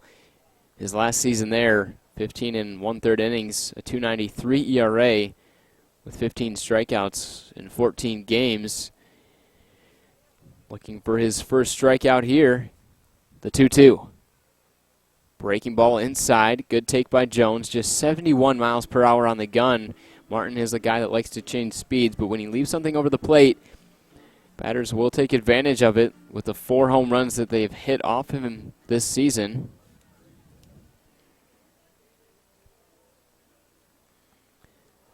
Another full count for Eric Jones. Here it comes. Fouled off again. Good at bat for Jones, and it's crazy how much Martin's able to change speeds. 92 on that last fastball, and after seeing really 71 on a breaking ball, it's hard to believe that Jones fouled that off, but not really hard to believe when you take what he's done at Davidson. The great numbers there, and 434, best batting average in the USPBL, second in on-base percentage at 483. Jones has also driven in 17 runs in just 13 games played, already putting himself at the top of league-leading categories, and he hasn't even been here technically for half the season. So Martin will try the full count again. Got the 1 out in this inning, a nice sliding catch for Adams. 3-2. Breaking ball hits the outside corner. Jones thought he had the walk, but he does not get it. First strikeout for Rabin Martin. He's definitely not happy with that call. Kind of a borderline pitch, but a curveball that's curving in on the right-hander. Definitely doesn't look like a ball, but umpire says it just hits the outside corner. That's out number 2.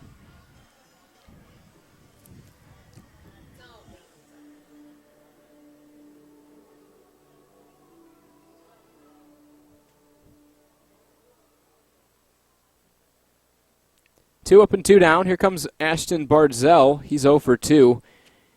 He started off the second with a pop out to first and ended the fourth with a fly out to right field. This time sends one deep out to left field. Adams at the wall, and this ball is gone. Ashton Bardzell, second home run of the season, and he puts Utica up 2-1.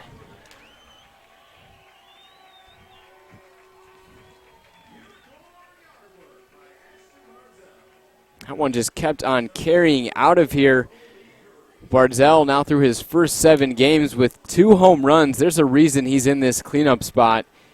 He's really provided a nice spark cleaning up for Utica. 9 home runs at Hartford University in 2019 and 33 home runs over 4 years there. Second of his USPBL career to give Utica the lead. They've now scored in back-to-back innings 2 unanswered runs to make it a 2-1 ball game. Curry will stand in against the left-hander Martin. And Curry's a guy that has not had much success against left-handers this year. He's hitting just .045, 1 for 22. Curry came off the bench, like I said, to face a right-handed reliever of the Mammoths in last night's game. This is the first lefty he's seen in this game, of course. Neely, the right-hander, throwing 5 innings. And Martin in for his first inning of work. 74-mile-an-hour breaking ball curving away from Curry. Right over the heart of the plate in the end. So it's 1-2.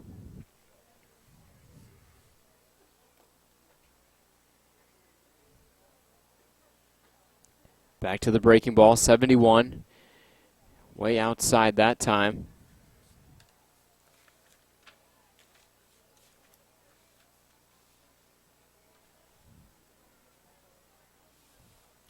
Two down, 2-ball, 2-strike count. And that will make it a 3-ball, 2-strike count.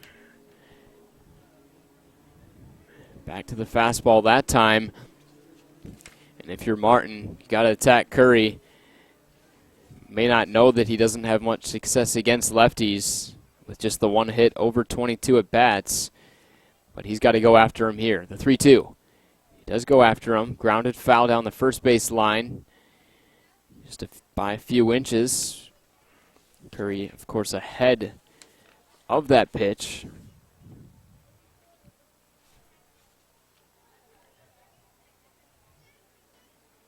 Curry does hit better with the bases empty, too. 324 average with the bases empty versus 192 with runners on. Full count once more. Swung on and missed. 2 strikeouts in the inning for Raven Martin, but Ashton Barzell makes this a 2-1 ball game with his second home run of the season over the left field wall. We've played 6. The Unicorns out in front for the first time in this game, as we'll see what the Hoppers can do in the 7th when we come back on the USPBL YouTube channel.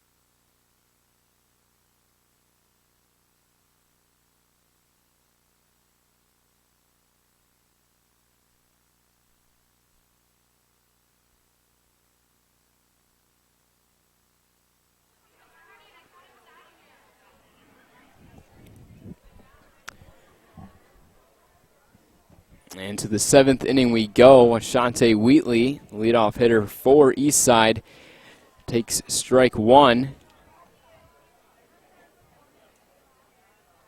It's Bobby Camadas out for his second inning of work. The 0-1 pitch taken outside by Wheatley.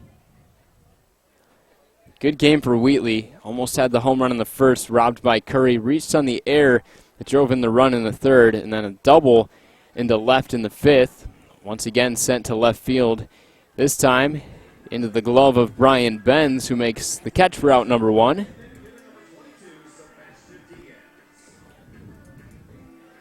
Not a bad inning for Camadas in the sixth as he came in to relieve Max Bain. Just the one single for Brant Broussard, the LSU product. But then he was able to record the other 3 outs. Some ground outs and fly outs. Here comes Sebastian Diaz, 1 for 3, singled into center in the third. That was the first hit for Eastside. He takes ball 1. Camadas deals in, good off-speed pitch. Looked to be a slider right on the outside half. Once again, there's that slider. This time a little bit lower. Sebastian Diaz fooled by it, swings through it. It's 1-2.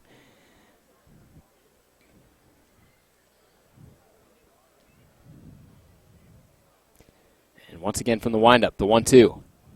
Missing inside, so 3 straight off-speed pitches in a row. I'm guessing Sebastian Diaz has picked up on that. So do you hunt for a fastball here? You never want to be really guessing up at the plate, but sometimes with 2 strikes you have to. Here comes the 2-2. There it is. There's the fastball. A good swing by Diaz. Just fouls it off. Pretty good hack on the 2-strike count.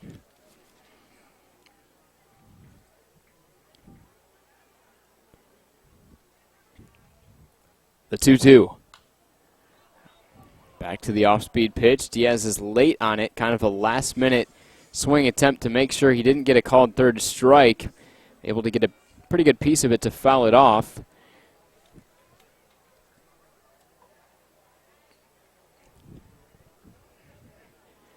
So he'll try the 2-2 once more. Camadas gets him with the off-speed pitch, this time inside. Diaz maybe looking for something on the outer half, but didn't get it. First strikeout for Bobby Camadas. So 2 down. He'll have to deal with Pat Adams. He's walked on a 3-0 count in the third, a 3-2 count in the fifth, otherwise grounded out to the pitcher, but Pat Adams, who gets on base over 50% of the time, which just numbers are pretty much absurd, unheard of, continuing to do so in this game, but is looking for that first hit. 1 run on 5 hits for Eastside, the only run for them coming in the third, and 2 runs on 5 hits for Utica. 1 run in the fifth, 1 run in the sixth. Pat Adams takes strike 171 on the off-speed pitch. So Camadas definitely changing speeds, throwing off the timing of these Hoppers hitters. Here it is, drops in the curveball at 75. Seems to be using the off-speed pitch, the breaking ball a little bit more than his fastball. Adams does tend to strike out quite a bit, despite his high average and high on-base percentage. Won't strike out here. Grounds one to Kyle Bonneke softly. He makes the play, throws to Dennis to complete the out as the Hoppers go down 1-2-3 in order. We'll see what Utica can do with Benz, Orloff, Bonneke. 6, 7, and 8 coming up in the 7th. We'll see if they can add some insurance runs when we come back on the USPBL YouTube channel.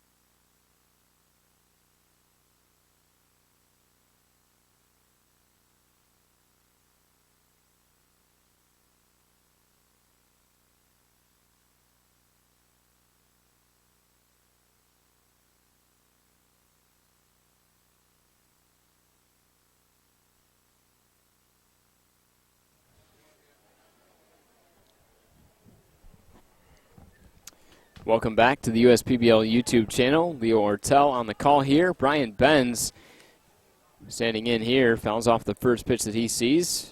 2 strikeouts for Benz this afternoon. Struck out swinging on a fastball in the second.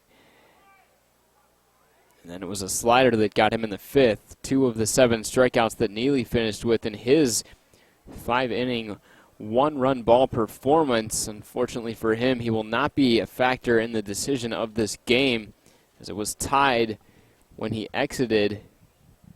So he will not be able to get his first USPBL win.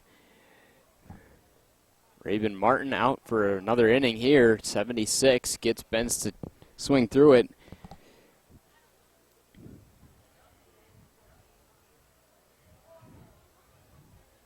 So Ben's definitely not wanting to strike out for a 3rd time. He struck out twice also in the game last night. A 7 strikeout performance for Ty Hensley over 7 innings, and ring him up again. Called strike 3, 90 on the outside corner. The home plate umpire consistently calling that outside corner. The hitters have not been happy with the calls, but those are ones that are a little bit too close to take on the outer half. And that's good for Martin's 3rd strikeout. So Martin did come in last inning. Gave up the home run to Barzell, but did tally a couple strikeouts in the inning, so that's 3 for him. Here comes Kyle Orloff. He's struck out once in this game, but also had a single in his last at bat in the 5th. He takes ball 1.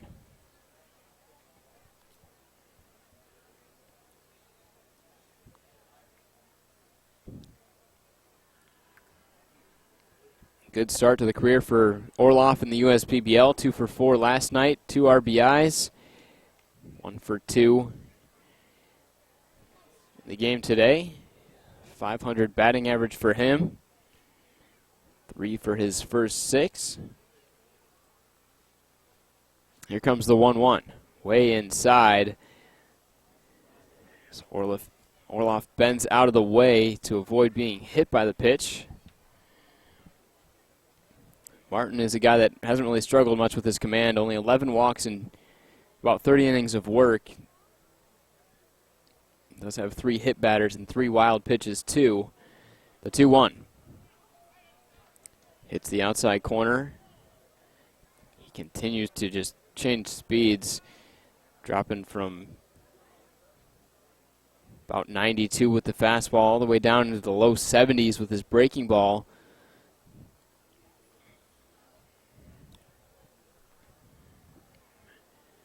Martin takes a long pause there, so Orloff calls time to readjust himself before the next pitch.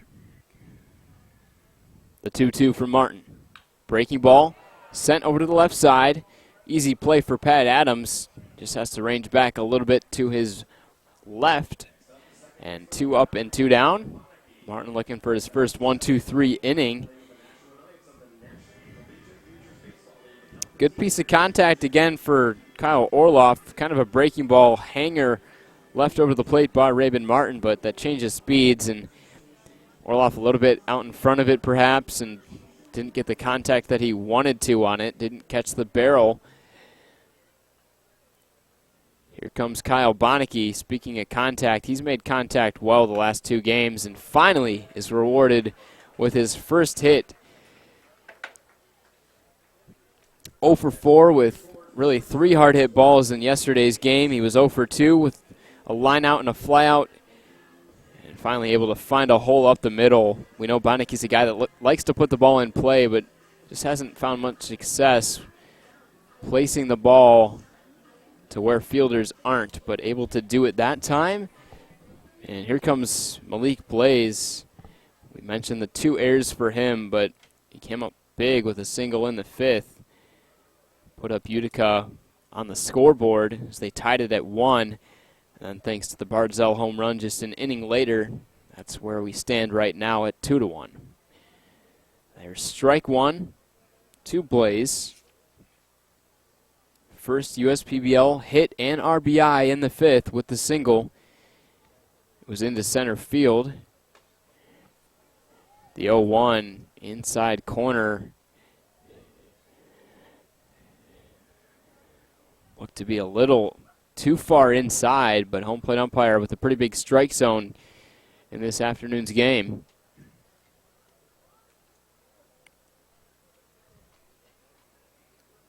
The 0-2. Breaking ball, tapped softly to the left side. Wesley Jones is going to have a tough play. He barehands it, and in fact, he's not going to have any play.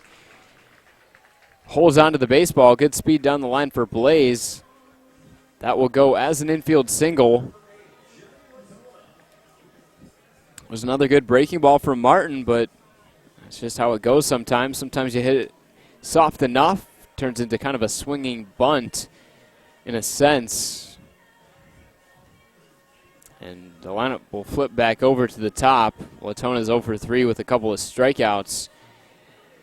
Looking for his first hit.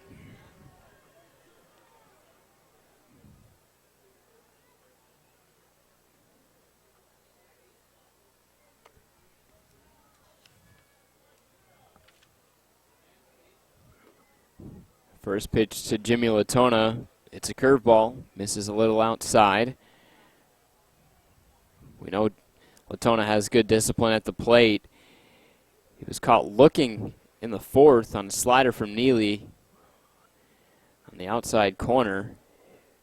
Latona does have 22 walks, which is good for the team lead. The 1-0.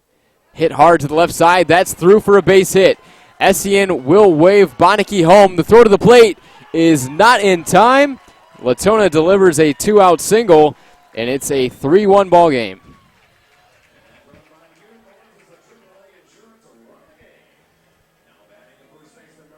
Solid piece of 2-out hitting by Latona. First hit and RBI for him tonight. Excuse me, not tonight, but this afternoon. Big insurance run there for Utica as we approach the 8th inning here in the bottom of the 7th. But still a chance for Utica to strike. It's going to be Jack Dennis. Tough day for him, 0 for 3. And he led off the 6th. It was the first batter that Martin faced. He lined out to Pat Adams, who made a very nice sliding catch to rob him of his first USPBL hit. He takes called strike 1.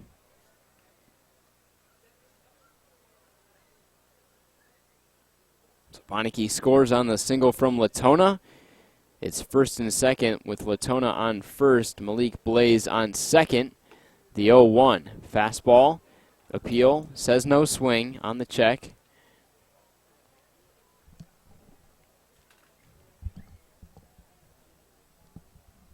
Not the best outing for Martin, not what the Hoppers wanted, getting hit around a little bit. Hoppers pitching staff yet to walk a batter in this game. No walks through 5 for Neely. Breaking ball, fouled off by Dennis. You go from 92 to 72. A pretty good hack for Dennis. Just kind of missed it there off the barrel.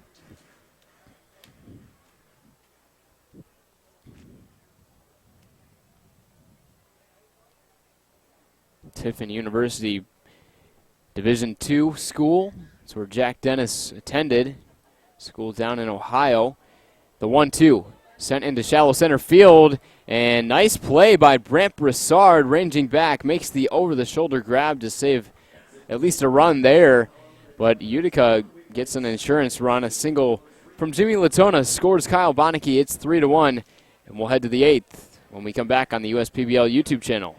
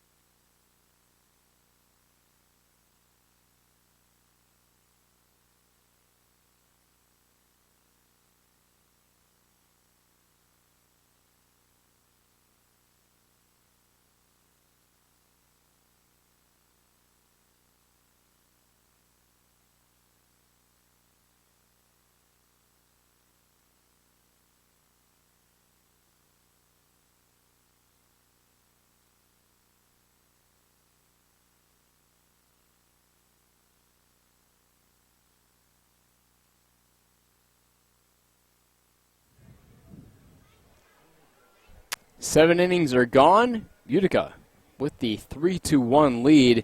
New pitcher in for Utica. That's Sam Cottingham-Beard, who threw in last night's game against Westside.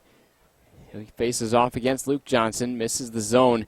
Great outing on the mound for Bobby Camadas. He goes 2 innings, giving up just 1 hit, no earned runs, didn't walk any, and struck out 1. Luke Johnson into center field.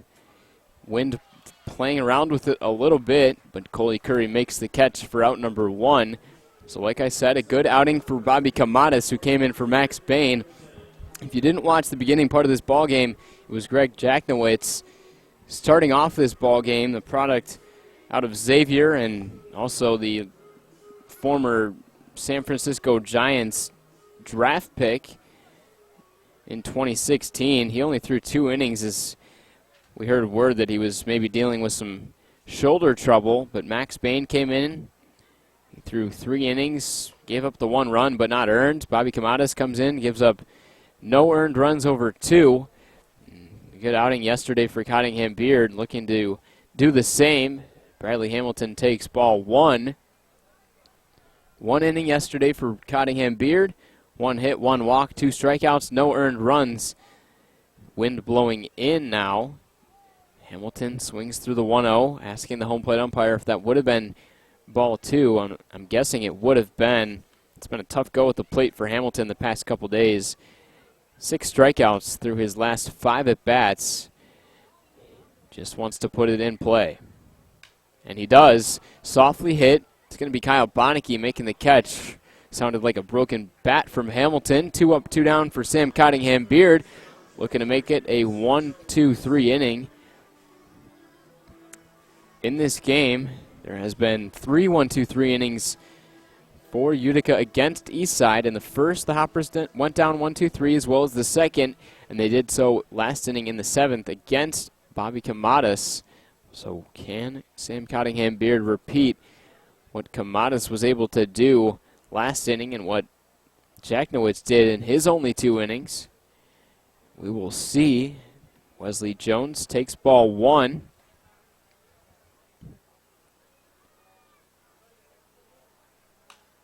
This one grounded to the right side. Bonneke fields here, and that's another 1-2-3 inning. Eastside just has not been able to get it going with the bats since the early portion of this game. We'll head to the bottom of the 8th to see if Jones, Barzell, and Curry can start a rally to add some more insurance for Utica. You're watching the USPBL YouTube channel.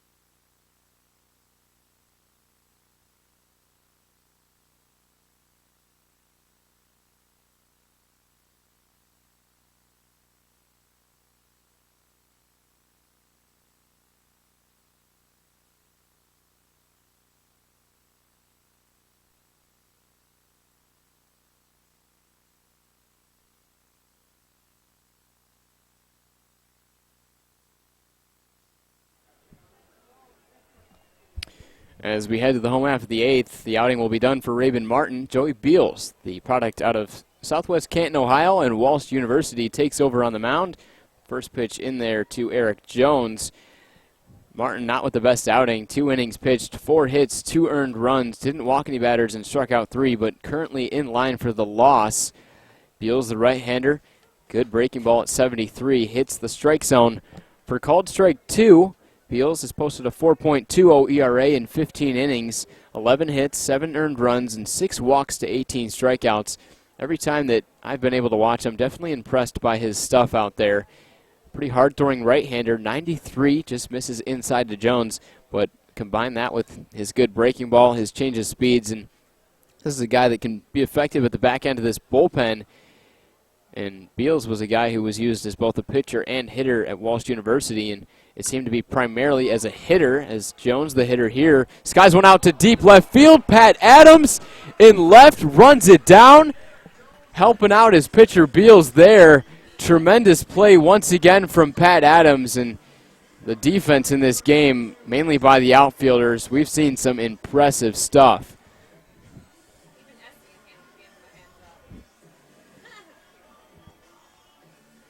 But kind of back to what I was talking about, Beals, he was in the developmental section of this league towards the beginning of the season, wasn't throwing much in public games, but he's racked up now decent amount of innings, 15 innings for Eastside.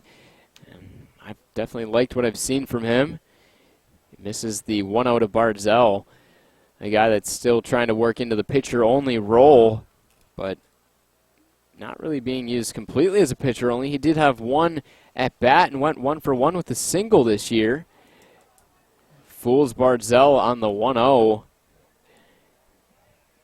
Barzell hit the go-ahead home run in the 6th inning, a solo shot into left for his 2nd of the year.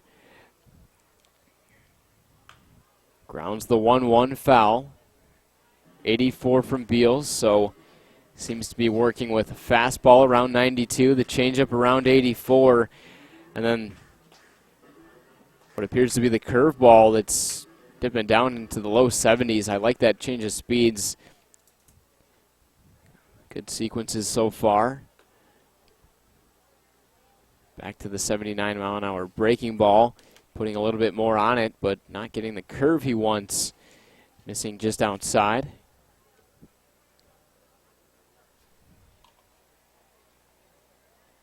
Here comes the 2-2. Outside corner, we've seen that called, but not called this time. Looked to be the changeup again from Beals. So full count for Ashton Barzell, his first full count in this game. And here it comes. The pitch swung on, can't hold back. 91-mile-an-hour fastball outside corner, and Barzell becomes the first strikeout victim for Joey Beals. 2 up and 2 down. Looking to shut down now Coley Curry, who will step up to the plate. He's 1 for 3 with 2 strikeouts on his ledger.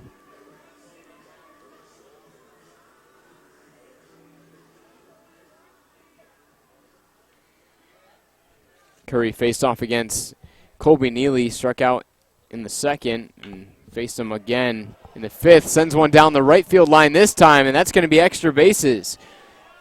And this one now cut in by Luke Johnson to Freddie Geely. That's the now 8th double for Coley Curry, and he's just set himself apart. Not tied for 2nd anymore in the league in doubles. He's now 2nd after he was tied with a few other guys with 7. So good night, good afternoon here for Coley Curry, 2 for 4 with the double and now the single.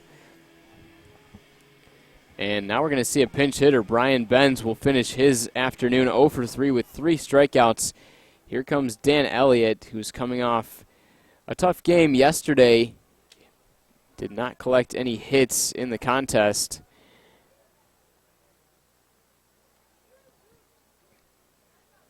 Elliott 0 for 4, did walk, but struck out once too. A .289 hitter with 5 home runs and 17 RBIs. Did not start in the game. Coming off the bench in this pinch hit situation. 2 down, runner on 2nd. First pitch in there, a good breaking ball.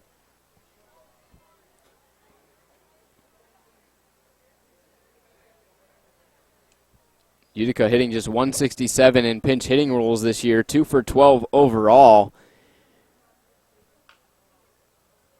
Elliott fouls one off, just foul down that third base line. And this is Elliott's first pinch hit at bat.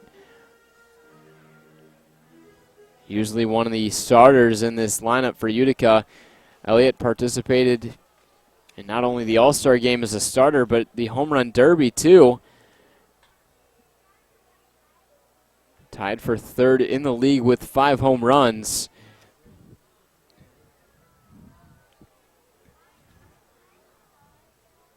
The 0-2. Swung on, fouled. 92 on the gun. Trying to kind of jam him inside. Elliott would seem to be well out in front still.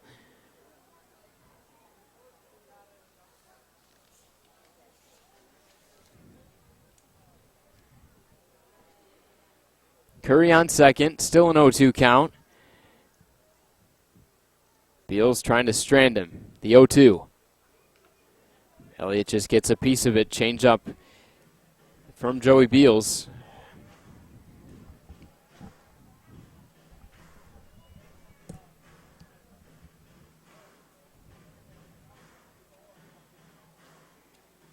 Of course, last game of the week at Jimmy John's Field. Our next game will be on August the 7th. Next Wednesday, Birmingham Bloomfield Beavers taking on the Westside Woolly Mammoths at 7:05. It's been a great another week at the ballpark. The 0-2 hits the inside corner. Curveball from Beals. 2 strikeouts in the inning for him as he strands Curry on second after the double. Strikes out Barzell and Elliott in the inning. We'll head to the top of the 9th inning with Utica out in front 3-1. And this is the last chance for Eastside to do something. 7, 8, 9. Geely, Broussard, and Gray coming up to the plate when we come back on the USPBL YouTube channel.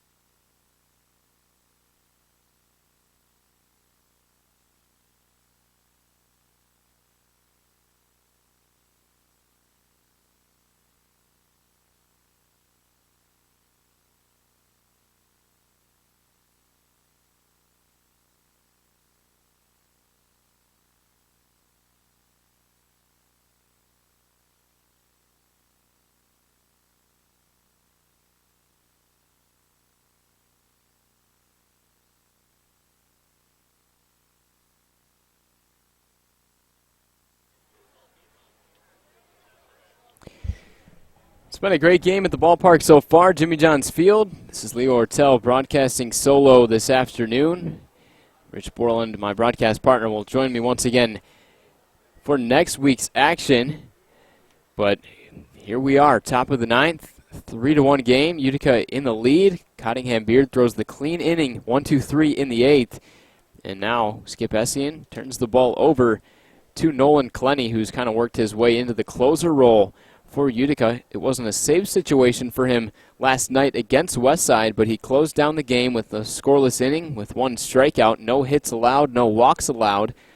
Clenny will look for yet another save as he deals in the 1-1 pitch for called strike 2 to make it 1-2. But Nolan Clenny now with 3 saves leads the team. The team overall has 8 saves. Utica looking for victory number 20. They would move to 20-17. Trying to gain ground once again on the Beavers and Westside Woolly Mammoths in front of them. Geely battling good here. Fouls off another. On the day for Geely, 0 for 3. But reached base with the fielder's choice in the 4th and did steal second base. The 1-2. Just misses outside. Latona tries to bring it back in.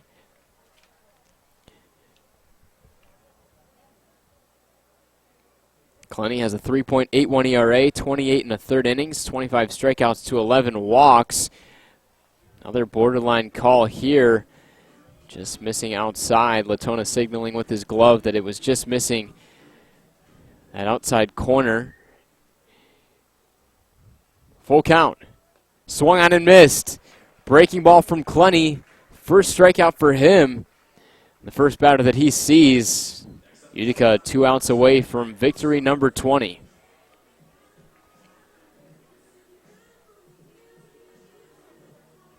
Hoppers just have not been able to string much together. They only had 4 hits in the loss on Friday against the Mammoths, in which they put up only 1 run. They've got only 1 run this afternoon on 5 hits. Brent Broussard standing in, takes strike 1, and a stat correction for Broussard. We had some incorrect numbers based on the research that we did for Broussard, and we were eventually corrected as Broussard swings through the 0-2. But in 2019 with the LSU Tigers, a .255 batting average, he had 42 hits, 4 doubles, 1 triple, 1 home run, 20 RBIs, and 10 for 15 on the base pass. He grounds one up the middle this time, and the play is not going to be able to be made. Malik Blaze threw kind of low on that one. Broussard with good speed may have beaten it out anyway. We'll wait for the official ruling on the scoreboard, and it looks like it will be given a hit. Broussard will get his 2nd hit of the game, make him 2 for 4, and look out for his speed. Just mentioned the stolen base numbers, 10 for 15. I remember the last time he was on base in the 6th inning. That was when Bobby Camadas was in. He was keeping him close on first, knowing that he had a little bit of speed. Here's Zachary Gray. He takes the first pitch strike. Infield single for Broussard puts him on first. We haven't seen Nolan Clenny check on him yet. A lot of credit to this bullpen. Gray swings through the 0-1. A short start for Greg Jacknowitz, dealing with some possible shoulder trouble. Only goes 2, but 2 scoreless innings. Bain goes 3 with just 1 run, not earned. Camadas with 2 scoreless. Cottingham Beard with 1 scoreless. A 1-2-3 frame. Nolan Clenny trying to close it down for his 4th save. Barzell hit the go-ahead shot in the 6th inning, meaning that Bobby Camadas is in line for the win. 0-2 count once again to Gray, and here it comes. Way outside, fastball.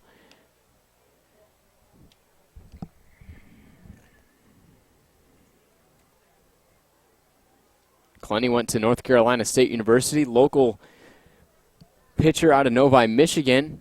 He was a reliever in 2018 and 2019. The 1-2 popped up. Will Latona have a play? It looks like he will, right up against the netting behind home plate. Latona makes the catch for out number 2. Utica 1 out away from the victory.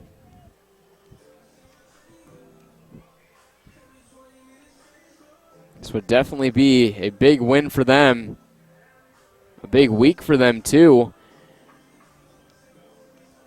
They started it off on Wednesday with a win against Birmingham Bloomfield. in between that game and this game. A win last night against Westside could make it 3 wins this week and 4 wins in a row. And we do have a pinch hitter. That's that's not Jordan Wiley. It was Jordan Wiley up on the scoreboard.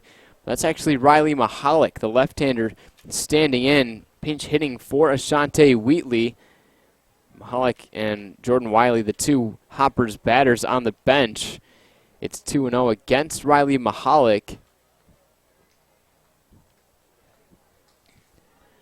We've seen Mahalik bat in the cleanup spot for Eastside, but did not earn the start today. 13 games now played for Mahalik after pinch hitting here. He swings through the 2-0. Mahalik with just 1 RBI through his first 12 games. 10 for 39 and 256 batting average, but does have 7 walks too, a 370 on base, so hasn't really been producing in the RBI column, but has been getting on base. Swings through the 2-1. It's a 2-2 count. Eastside down to their final strike on the last game of the week at Jimmy John's Field. Nolan Clenny looking to shut it down for his 4th save. 2-2 with a man on first with 2 down. The pitch. Inside low. Misses. Good take for Mahalik. He's worked it full.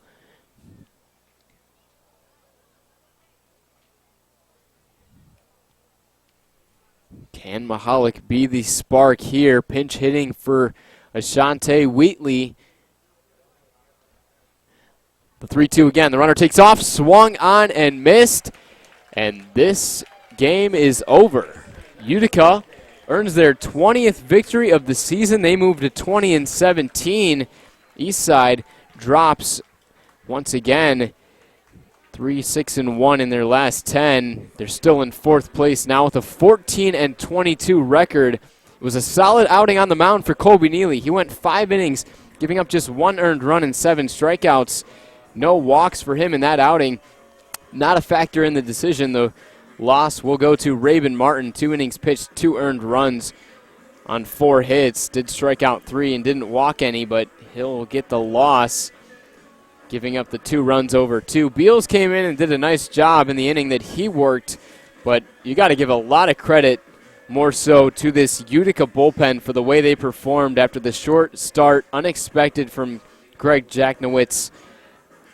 He started the game through just 2, but Max Bain, Bobby Camadas, Sam Cottingham-Beard, Nolan Clenny combined to give up just 1 run that was not earned. Combined between all of them, just the 5 hits, 2 walks,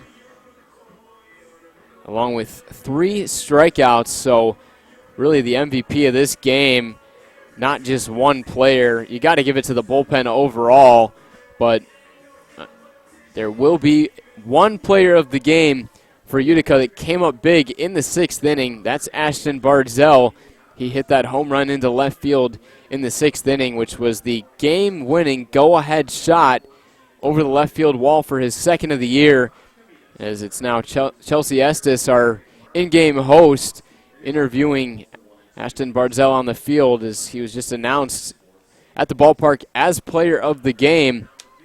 But another game all said and done at Jimmy John's Field as we look once again into next week on Wednesday, August the 7th. Birmingham Bloomfield will be back in action against Westside. The 2 best offensive teams will battle on that Wednesday game.